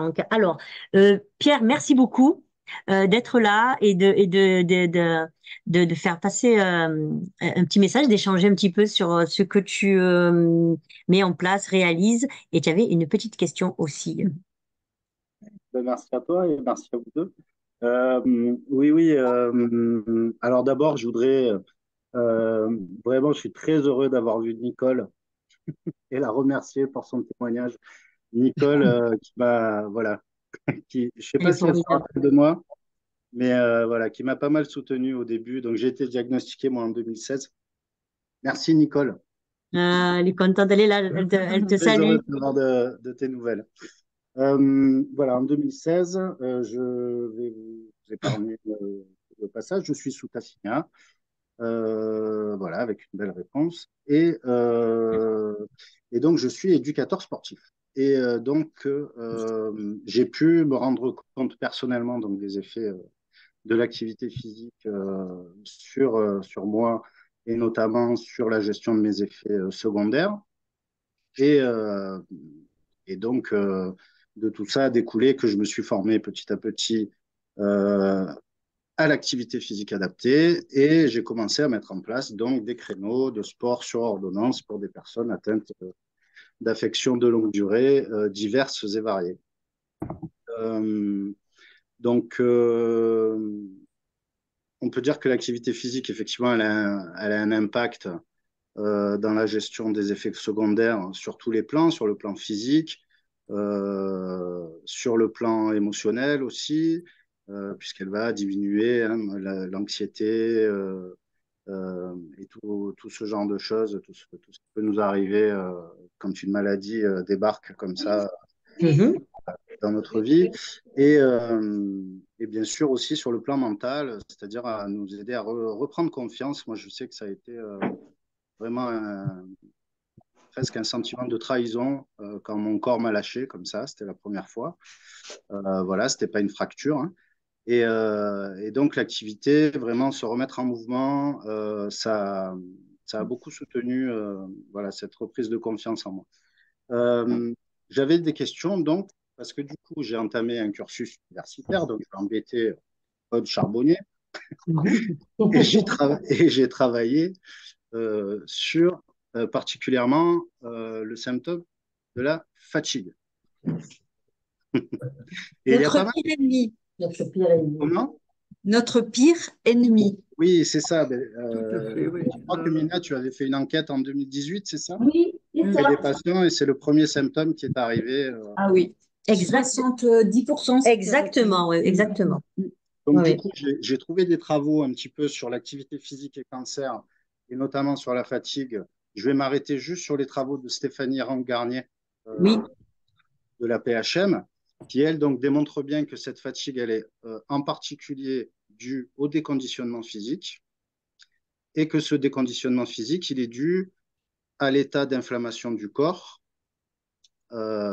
provoqué par les traitements. Enfin, d'abord par la maladie et ensuite par les traitements. Ça, tu me Euh, diras si est-ce que tu en penses. Hein. Est-ce que, ouais, Bah, moi, le truc, c'est que les traitements ne sont pas tous égaux. Enfin, voilà, oui, une voilà. chimiothérapie standard, une thérapie ciblée, quels gènes enfin, quelles protéines, quelles enzymes sont inhibées par les traitements. Enfin, tu vois, pardon. Vous voyez, c'est quand même variable. Le Ben, c'était ma question déconditionnement, ça c'est justement. sûr. Vous nous expliquerez ce que c'est le déconditionnement, mais ça, pour moi, ça c'est sûr. En Ouais. revanche, moi, ce que je ressens, c'est pour traiter d'autres hémopathies chroniques et d'autres, même leucémie aiguë avec d'autres chimiothérapies, ce que je ressens, enfin ce que je connais, c'est que, et je reconnais que tous les ITK de la LMC ont un point commun, ce sont des médicaments qui fatiguent. C'est vraiment leur spécialité. Et contrairement à la chimiothérapie qu'on appelle de l'hydréa, par exemple, ou du Jakavi qu'on utilise, qui est une thérapie ciblée d'autres syndromes myéloprolifératifs chroniques, je pense que de bloquer BCR-ABL, de bloquer ABL en particulier, chez certains patients, ça entraîne une fatigue, vraiment, quoi. Donc, c'est important de ne pas laisser la fatigue, cet engrenage de la fatigue avec du déconditionnement en plus, quoi. Ça, c'est sûr. Et cette fatigue, on s'y habitue plus ou moins. Et il y a des médicaments qui le font plus ou moins. Et donc, c'est important aussi de changer de traitement quand il y a trop de fatigue, je pense. Ok, oui, oui, oui, oui. Mm. Ok. J'ai déjà vu Bon. ça. Donc, ben, C'était c'était une ma question question. en fait. Ouais, c'était une question, en Parce fait. que Voilà. en fait, comme il n'y a pas d'études spécifiques sur la leucémie et sur les ITK encore, puisque c'est trop récent, j'imagine. Enfin, j'en ai pas trouvé. Du coup, Moi, il y en a peu et je serais ravie de faire une étude dessus, hein, Ben oui. ravie, parce que ah, les hématos ont tellement peur de ça Ah parce qu'on ne oui. sait pas quoi faire que, que je trouve que c'est pas assez discuté, creusé, On voilà. en parlait avec Pierre, Ouais. justement. Parce que c'est et moins mesurable que le reste. parce que ça Et apparaît quand même, enfin, ça pourrait être un bel outil qui ferait partie de l'arsenal ah oui, ah oui, Complètement. Ah ah oui. oui, d'activité oui, ouais. physique. Et donc, elle, ce qu'elle montre, c'est que l'activité physique, donc ça, c'est pour tout le monde, du coup, c'est Mhm. que ça va vraiment avoir un impact. Le développement de la masse musculaire, en fait, va développer toutes dans les substances anti-inflammatoires, en fait, hein, Effectivement. et qui vont avoir une action Oui, directe oui. sur tout ce type de symptômes. Donc, ce que je disais tout à l'heure, la fatigue, mais Oui, aussi les symptômes dépressifs, l'anxiété et les troubles du comportement. oui. J'aimerais bien qu'on fasse un travail Mm, là-dessus. Ouais. mm. Voilà, Mm. donc d'où Ben, l'intérêt de merci. se mettre en mouvement le plus possible, même en début de traitement, hein, Oui, voilà, Ouais, c'est ça, je passe le message. Hein. j'étais beaucoup touché par le témoignage d'Adil aussi. Hein. Voilà, c'est Oui, tout récent. On oui. repense à soi quand on était au début. C'est pour ça que je tenais à ce qu'il intervienne parce que vraiment, c'est un joli message. Tout à fait. Et donc, se mettre en mouvement, Ça nous rappelle des choses. Ouais, ça nous rappelle les débuts. c'est Tout pas à fait. forcément s'inscrire dans un club, c'est pas forcément aller à la salle de sport. Donc, se mettre en mouvement, c'est aussi simplement sortir marcher. C'est aussi simplement mettre la musique chez soi et danser, quoi. Tout à fait. Donc, voilà, le plus possible, ça va aider. En tout cas, moi, ça m'a beaucoup aidé en début de traitement. Et voilà, oui. je vais pas alourdir plus, mais C'est Je j'ai gentil. une voudrais quand question. même rajouter quelque chose sur la fatigue. Je Ouais, peux Oui, couper oui, ça y est, ça finit. Vas-y. parce que là, donc, vous avez parlé de la fatigue globale euh, musculaire, etc., mais et psychologique. alors, Mais le truc, c'est que ces médicaments aussi euh, entraînent un besoin de dormir et le sommeil est souvent réparateur, contrairement à, par exemple, la fatigue qu'on observe sur un syndrome dépressif ou des choses comme Mhm. ça. Les gens ont besoin de dormir et quand ils respectent leur sommeil, tout d'un coup, ils sont beaucoup moins fatigués. Donc, c'est un message voilà, que je Oui, pense je comprends. important. Ah oui. Et c'est même important d'en parler aux hématos parce que souvent, il y a une espèce de refus des hématos de de proposer des arrêts de travail, enfin, ou des aménagements, du temps de travail, alors que, en fait, en France, on n'a pas cette reconnaissance de la fatigue. On sait pas, les boîtes ne proposent pas des siestes après le repas. Voilà, on n'est pas au Japon, c'est dommage. Et souvent, il suffirait de pouvoir aménager son temps de travail, de respecter cette fatigue, de Mhm. dormir, de faire une heure de sieste après le repas pour repartir de bon pied, quoi. Hein. Mhm. Et je pense que peut-être que l'association Mhm. peut faire une espèce de groupe de pression pour qu'il y ait plus de reconnaissance de cette fatigue au travail, à l'école, etc. Et Et c'est pour ça que c'est bien de faire voilà. des études là-dessus. Ouais, ouais. Merci Pierre pour cette intervention parce que et, franchement, je je trouvais que c'était suis, très intéressant. je vais rebondir juste 2 secondes. Je t'en prie. Parce que c'est vrai que moi, personnellement, pour mon cas particulier, Mhm. mon métier me demandait beaucoup d'énergie et j'ai mis en place, hein, grâce à mon hématologue qui se présente, un congé de maladie fractionné. Donc, pas beaucoup de gens connaissent. Donc, Ah oui, euh, d'accord. c'est pour ça Mhm. que j'en parle. C'est-à-dire que j'ai un jour par semaine. Allez, tu vas y Je tout essayer. suis à 80%. Oui, J'ai un oui. jour de repos par semaine et ça me permet voilà, de garder un niveau de forme et un niveau de sommeil et de repos vraiment propice voilà, à être Avoir une activité efficace et en professionnelle. activité.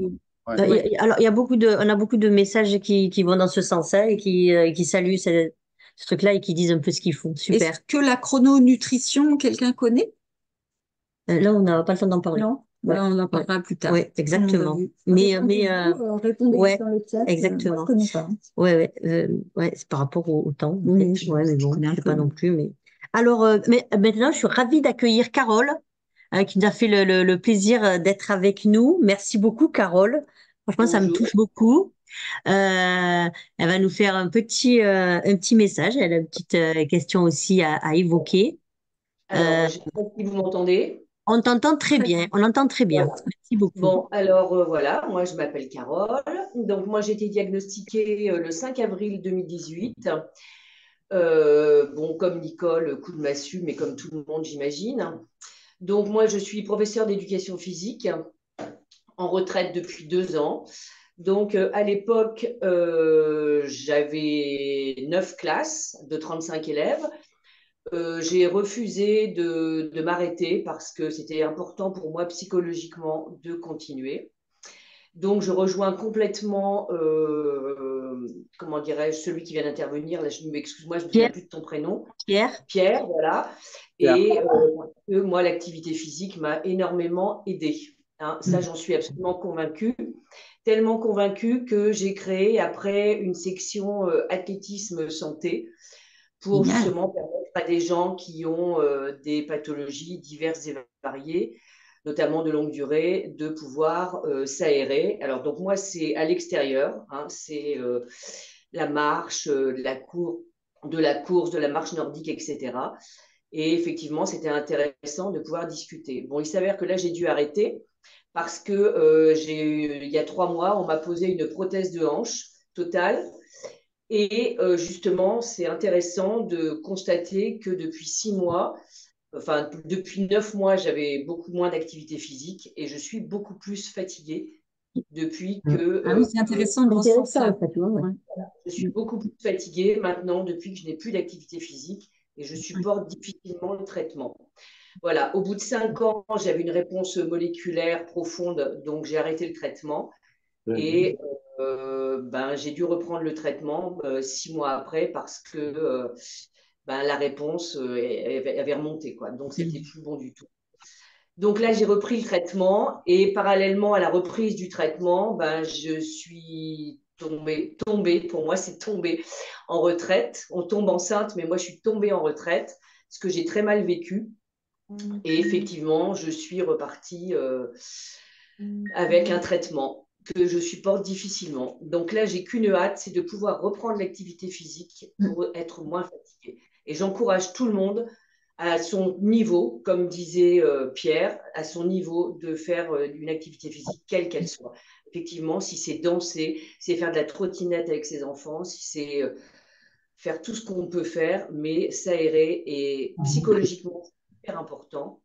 Et physiquement, c'est pour moi essentiel. Et ça, j'en ai discuté avec mon hémato, qui m'a pris comme exemple parce que j'ai continué de faire des semi-marathons, etc. Et pourtant, je ne suis pas jeune, j'ai 65 ans, bientôt 66. Et j'insiste, si la maladie le permet et si les traitements ne sont pas trop contraignants, de pouvoir continuer à faire une activité physique, quelle qu'elle soit. Voilà. Merci beaucoup, Carole, pour ce joli message. Ah, elle a quelque Je chose à dire. voudrais ajouter aussi quelque chose. Effectivement, en 2018, quand j'ai été diagnostiquée, je suis tout de suite allée sur Internet. C'est là où j'ai découvert l'association et ça a été essentiel pour moi, cette association. Je ne dis pas que ça m'a sauvé la vie, mais ça m'a aidé énormément à surmonter toutes les questions que je me posais. Voilà. Et je souhaiterais maintenant, c'est être un relais justement pour pouvoir, moi je suis à Rouen, je suis suivie à Rouen par le docteur Lenain et j'aimerais bien être relais justement pour pouvoir Et aider avec des grand plaisir, personnes. Carole, on en reparle tranquille avec plaisir, avec plaisir. Voilà. Merci beaucoup cette candidature, c'est adorable. Et alors, Carole, elle pose une question que je trouve intéressante, c'est, comme elle dit, elle tombe à la retraite, donc problématique, comme certains rencontrent des problématiques, et un peu perte de sa réponse. Est-ce que, elle me posait la question, je crois que voilà, parce qu'il y a pas, voilà. Ce serait trop beau si on mettait un petit antidépresseur à tous les gens tristes et que ça les guérissait de leur LMC. Non, mais c'est une vraie question parce qu'on a toujours refusé de le croire. Ouais. Or, maintenant, on sait que le cerveau et le système immunitaire sont très liés. Et le système immunitaire et la LMC sont très liés. Donc, évidemment, le cerveau et, le système, et la LMC sont liés. Mais voilà, c'est pas simple de répondre à la question. Oui. Aucune étude Voilà. n'a réussi à démontrer ça. Au contraire, par exemple, on a fait une grande étude chez les soldats qui avaient été au Vietnam, aux États-Unis, et il n'y avait pas plus de cancer chez eux. Enfin, voilà, c'est compliqué, hein, c'est compliqué. Mais voilà, il semble que petit à petit, les études aillent chercher plus en détail et sur le système immunitaire, on va trouver des liens. Ouais, à étudier, à voir. Ok, d'accord. Une fois, c'est ouvert.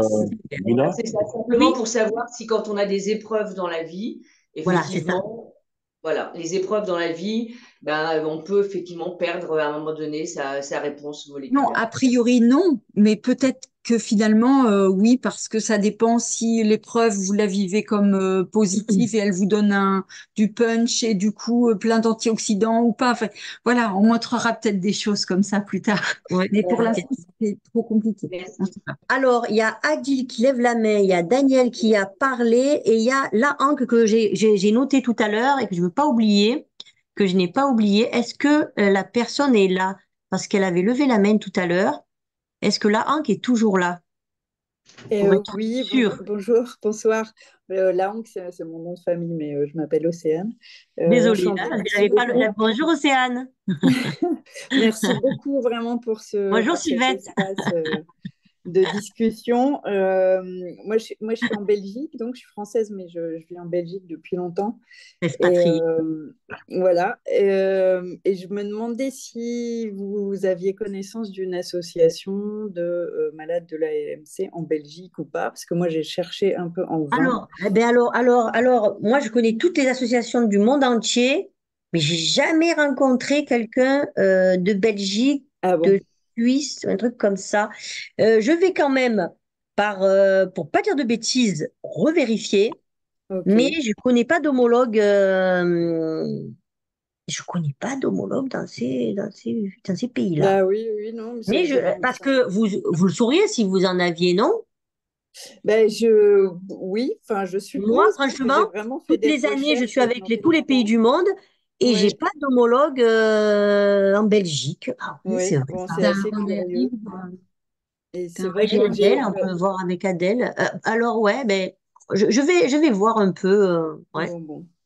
Mais je vais c'est quand vrai même que moi, voir, on sait jamais, hein. Mais ouais, j'ai eu la chance de tomber sur le site de LMC France pour m'orienter un petit peu, parce que j'étais complètement perdue au début, complètement seule, c'est quoi. gentil, c'est gentil. Mais donc voilà, merci beaucoup pour ça. Et puis les derniers échanges sur le sujet de la fatigue m'ont beaucoup intéressée aussi, parce que moi j'ai été diagnostiquée il y a 1 an et demi, j'ai 47 ans et je suis très très fatiguée.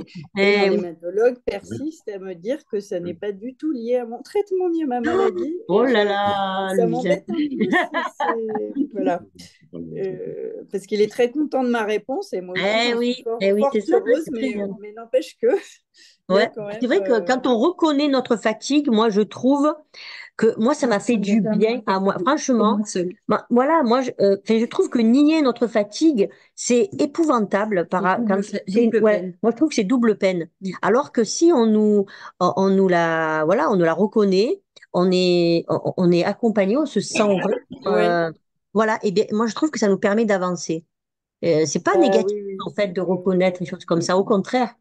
Parce que sinon, à quoi on va mettre Associer la on fatigue. va associer, voilà, à quoi? Ça veut dire qu'après on va chercher autre chose. On va prendre après des traitements, des ci, des là, tu Les vois? gens s'en veulent. Oh, j'ai Voilà, pas de force, je sais pas lutter contre. voilà. Voilà. Non, non, c'est vraiment Je trouve, moi, je contre-productif. trouve que nous Ça rend les enlever gens ça, seuls. voilà. Ouais, ça Oui, non, nous.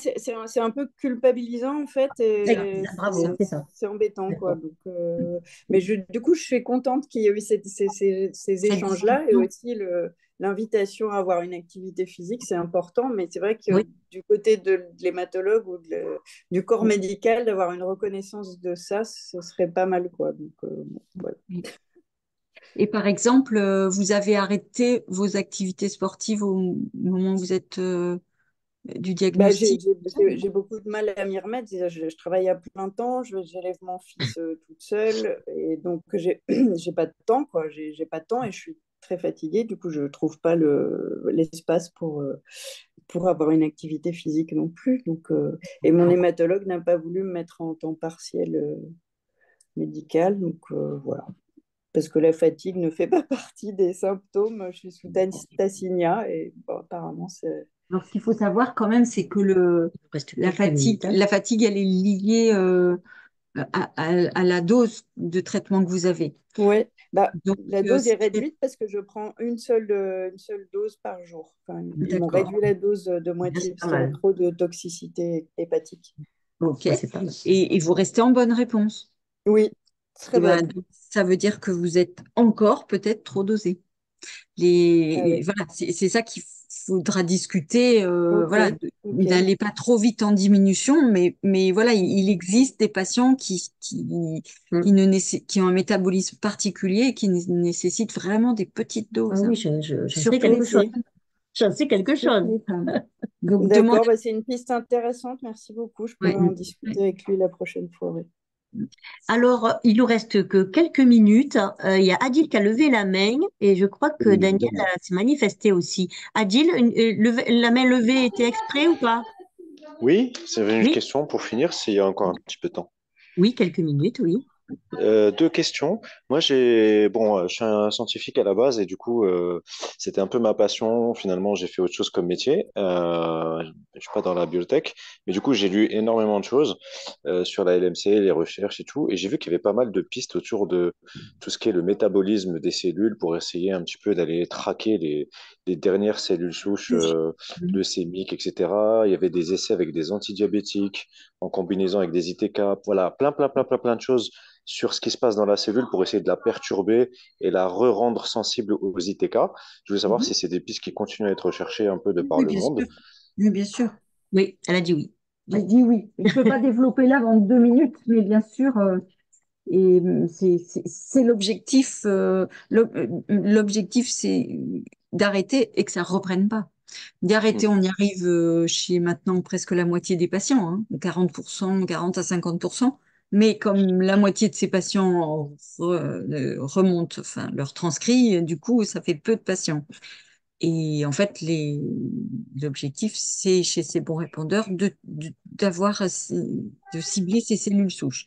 Et en plus, chez les moins bons répondeurs, de cibler les cellules souches en même temps que les cellules moins souches, ça devrait faire beaucoup, enfin, on devrait entraîner plus de réponses. Donc, c'est vraiment une recherche tout azimut. Mais pour l'instant, voilà, les antidiabétiques, on y a participé, bon, un petit peu, voilà, mais de toute façon, c'est des recherches de par le monde, bien sûr, sur les cellules souches, c'est l'objectif. Mm. Mm, mm. Voilà. Euh, Mais je, là, je voulais, je voulais, je voulais, je voulais, je voulais vous dire simplement, si ça coupe, je voudrais quand même à la fois vous remercier, mais si ça coupe pas, on continue, il n'y a pas de problème, hein. Mais ça coupe, je voudrais quand même remercier, et puis aussi ceux qui veulent aussi partir, mais c'est avec, franchement, vous êtes restés très nombreux jusqu'à la fin, vraiment, je vous remercie beaucoup pour cette conférence de début d'année. Oh, c'est gentil. Euh, et du coup, vraiment, voilà, si vous avez des questions et tout, n'hésitez pas à continuer à les disposer sur le chat, ça va continuer après la réunion. une deuxième Oui, question. oui, mais voilà, comme ça, moi, je suis sûre que si ça coupe, on est tranquille. Voilà, je vous remercie tous et puis au plaisir. N'hésitez pas à laisser les messages et je vous répondrai. Et à Allez-y, nouveau, continuez. Il y avait une autre question avec Adil et Daniel. Merci à tous, vous êtes adorables avec tous vos messages. Lila, Merci je à peux vous. poser une question? Oui, oui, oui, bien sûr. Docteur, Adil, il avait une deuxième. Bon, Oui, oui, ouais. on on finit. va partager, on va partager. Ouais, Alors, d'accord. Oui, Daniel, vas-y. alors mon autre question, Alors, c'était juste parce que les temps partiels thérapeutiques, j'ai vu pas mal de personnes qui avaient des difficultés. Moi, c'est mon médecin généraliste qui me l'a prescrit. Ça s'est bien passé avec le médecin du travail. Ce qui n'est pas clair, par contre, pour moi, c'est combien de temps on peut utiliser de temps partiel thérapeutique. C'est-à-dire, est-ce qu'on peut le faire 6 mois, un an, plus qu'un an, et combien de fois? Enfin, voilà, ça, c'est des choses qui sont pas claires et pourtant, je suis dans Alors, une, c'est voilà. une, alors Adil, c'est bien, c'est pas compliqué. Si c'est pas clair, c'est parce que c'est pas clair. Et tout simplement parce que ça correspond aussi à des conventions, ça correspond aussi à il y a des métiers où c'est différent, c'est pas quelque chose de très unique. Et en plus, les lois, elles changent. Donc, il faut vraiment regarder dans la convention collective dans quoi on est et aussi ce que la Sécu préconise à des moments. Il y a plein de choses qui ont changé hein, depuis 20 ans. Et tout a été bousculé. Il y a eu beaucoup de révolutions dans plein de choses. Et en fait, il faut regarder au cas par cas, en fait. Et là, justement, on prépare aussi une réunion avec quelqu'un des ressources humaines pour parler du côté ceux qui sont dans le privé, ceux qui sont dans le public, tout ça. Donc, ces Ça sera questions-là, bientôt sur le site. voilà, voilà, exactement. On va parler de ça. Mais on pourra échanger là-dessus, Adil, avec grand plaisir. Souvent, les personnes les plus à même de répondre, sinon c'est en temps réel, c'est les assistantes sociales de l'hôpital où vous êtes pris en charge. Elles savent répondre, hein, en général. Je peux poser ma question, Mia? Oui, Daniel, oui. Alors, docteur, depuis qu'on m'a augmenté de nouveau le Pivec, j'étais à 200 mg, je suis passé à 300. J'ai eu une réponse de l'ABL, du BCR-ABL à 0,085. Et du coup, quand on m'a augmenté à 300, eh ben, je ne supporte plus la chaleur. Dès qu'elle dépasse 25 degrés, je ne peux plus sortir de la maison. C'est normal pour vous? Non, enfin, c'est peu courant comme effet. Mais, c'est certainement un effet secondaire puisque c'est lié à la dose. Donc, vous inquiétez pas. Surtout que vous avez l'air bon répondeur. Donc, vous inquiétez pas. Quand vous le arrêterez, ça passera. Mais je t'avoue, non, j'ai rarement vu ça. Moi, j'ai entendu Oui, certaines personnes. ça me rappelle Oui, quelque chose, mais oui. alors vraiment pas. Moi, j'ai des personnes qui ont ça et qui sont vraiment mal à l'aise par rapport à oui, quand Ah il oui, fait chaud, tout ça. Dès que la température augmente et du coup, ils se sentent pas trop bien.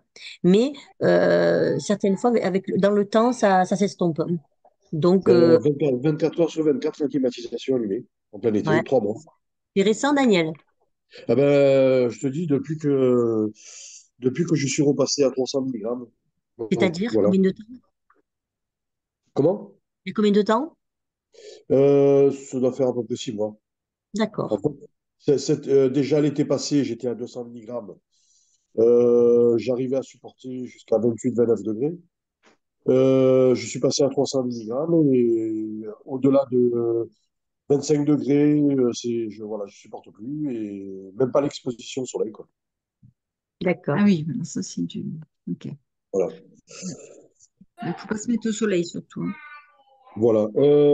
Et du coup, j'en profite, docteur, aussi. Vous parliez du Scemdix, de la Simnib. Oui, Il faut être absolument mauvais répondeur pour y avoir droit ou bonne question. Non, il faut avoir eu 2 lignes, c'est-à-dire au moins 2 médicaments. ouais, Et il faut les avoir arrêtés, soit parce qu'on était mauvais répondeur, soit parce qu'on les tolérait pas. Mhm. d'accord. D'accord. Très bien. Ouais. Donc ça s'appelle une 3e ligne en fait.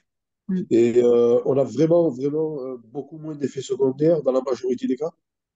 Dans la majorité des cas, mais il y a des patients qui ne supportent pas, hein. Je ne connais pas de médicament qui soit toléré de façon excellente par tout le monde. Ah Mm. oui. Bon, merci, docteur. Ouais. Merci. Est-ce qu'il y a d'autres personnes qui veulent poser des questions, échanger, nous envoyer faire un petit message? J'ai juste une petite question pratique. Je ne sais pas si c'est C'est qui? possible. C'est qui? C'est Carla. Carla. Bonjour. Samedi, vous avez parlé d'une rencontre Oui, ce oui, samedi à samedi. Paris, Oui. mais vous n'avez pas précisé où. Ben, envoyez-moi votre numéro de téléphone sur le chat. Je vous envoie l'adresse. Entendu. Est-ce que les informations sur les événements, les activités sont envoyées aussi par mail ou... Oui, oui, oui, oui, oui. Vous avez tout vous avez sur D'accord. tous les réseaux. Vous regardez sur quoi du coup, vous, Carla? Je regarde pas de réseau. D'accord. Comment vous préférez être informé du coup? Je regarde. Bon, là, j'ai reçu l'information concernant aujourd'hui sur mail, par mail. Alors ça veut dire que vous êtes inscrite à la newsletter. Oui, Très bien, oui. parfait. Voilà, moi je trouve que c'est bien aussi quand les gens, voilà, vous inscrivez sur la newsletter, vous avez les infos. Ok. Et vous avez quelque chose sur Instagram ou pas? Oui, oui, on est sur Insta aussi, ouais, ouais, ouais, Parce que ouais. ça, J'allais je me peux y dire, c'est sur arriver. Insta. Mais D'accord. je le fais un petit peu moins sur Insta, mais voilà, on poste des photos, mais on Mais le met donc, aussi. les Oui, événements, par exemple, comme la Réunion à Paris, Oui, elle est oui. indiquée. dans la newsletter Oui, oui, qui va. oui. Tout à fait. Attends, je vais vous envoyer mon numéro quand même. Oui, oui, oui, Merci. voilà, comme ça c'est plus simple. Pour ceux qui veulent pour Paris, envoyez-moi le numéro sur le chat. Je vous fais un petit SMS, ça sera plus pratique pour se connecter. Surtout que j'ai fait une Merci. rencontre, voilà, sympa entre nous et il y a des personnes que je rencontre, donc c'est avec grand plaisir. Est-ce que, il y a d'autres personnes? Sylvette, un petit coucou? C'est tellement plaisir de te voir. Voilà. Oui, je mets le micro, voilà. Oui, bonjour, Sylvette, meilleurs vœux à tous et meilleurs bonjour. vœux. Juste, je peux vous dire que moi, ça fait 4 ans que j'ai arrêté l'imatinib après avoir été traitée pendant 18 ans. Wow, wow, wow. Et deux essais d'arrêt qui n'ont pas marché. Et puis finalement, on a fini par arrêter après avoir diminué de façon progressive à ma demande. Et quant à la fatigue, mon hématologue a toujours nié le fait que la fatigue soit liée à l'imatinib. J'ai été fatiguée pendant 18 ans, maintenant ça va très bien. Et voilà. Un tout petit mot sur la fatigue. Oui, Quand on dit à quelqu'un qui travaille à temps complet, qui a éventuellement du transport, qui a une famille, fait du sport et qu'on est sous imatinib et très fatigué, ouais, c'est compliqué parce qu'en fait, on n'a même pas l'énergie déjà de faire le minimum qu'on doit faire à la maison ou dans son travail. Et donc, faire du sport, on ne sait pas quand. Et ça peut culpabiliser aussi. Hein, voilà. Après, voilà, c'était un petit rappel sur la fatigue. En tout cas, merci beaucoup pour ces échanges. Mais donc, c'est pour bien. vous dire, 18 ans et maintenant, ça fait de traitement et ça fait 4 ans que je suis en rémission complète, sans Bravo. traitement. Bravo. Bravo. Voilà. Bravo. Bravo Sylvette, Sylvette de Nice, qui m'aide beaucoup. Franchement, j'ai toujours apprécié les discussions avec Sylvette. Merci. Est-ce qu'il y a d'autres Merci, merci personnes Mina, qui ont merci Aude. Oui, merci. Merci. Bon, ben, on vous souhaite une excellente Oui, soirée. Encore oui. une bonne année à tous. Ouais, Plein encore une très bonne année à vous tous. Merci, Mina. Vraiment Donc, bien. merci, docteur Charbonnier. Merci Allez. beaucoup. Très belle soirée à tous et j'espère Merci que beaucoup. Merci Bonne beaucoup. soirée. Merci. Au merci à vous, c'est revoir. un plaisir. Franchement, merci à tous d'avoir joué le jeu et c'est un bonheur de vous avoir. Des échanges. C'est vraiment des échanges incroyables. Merci beaucoup. Et au plaisir encore de discuter et d'échanger ensemble. Oui, de même, hein. À bientôt. Merci, à Au bientôt. Au revoir. revoir. Au revoir. Mina. Ciao, ciao. Coucou Carole. Ciao, Ciao, ciao. ciao. Ciao, ciao Pierre. Ciao. Allez, bonsoir. Au revoir. Au revoir, Au Nico. revoir. Allez, Nicole, Sylvette, Adil, Au Alicia. revoir, merci, bonne soirée. C'est un plaisir. Ah, merci, c'est gentil. Alicia, Christine, Christelle, Florence. Ah, Florence Filière, super. Françoise, Ingrid, Océane, Marina, Pierre. Super. Ah, Sylvie, Valérie, Alicia. Merci à tous. C'est un plaisir. Super, Nicole, t'as été géniale. Super. Vraiment, tu es adorable. Bisous. Ciao tout le monde. Au revoir. C'était un bonheur.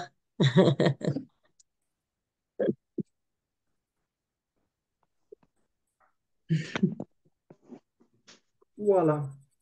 Et voilà.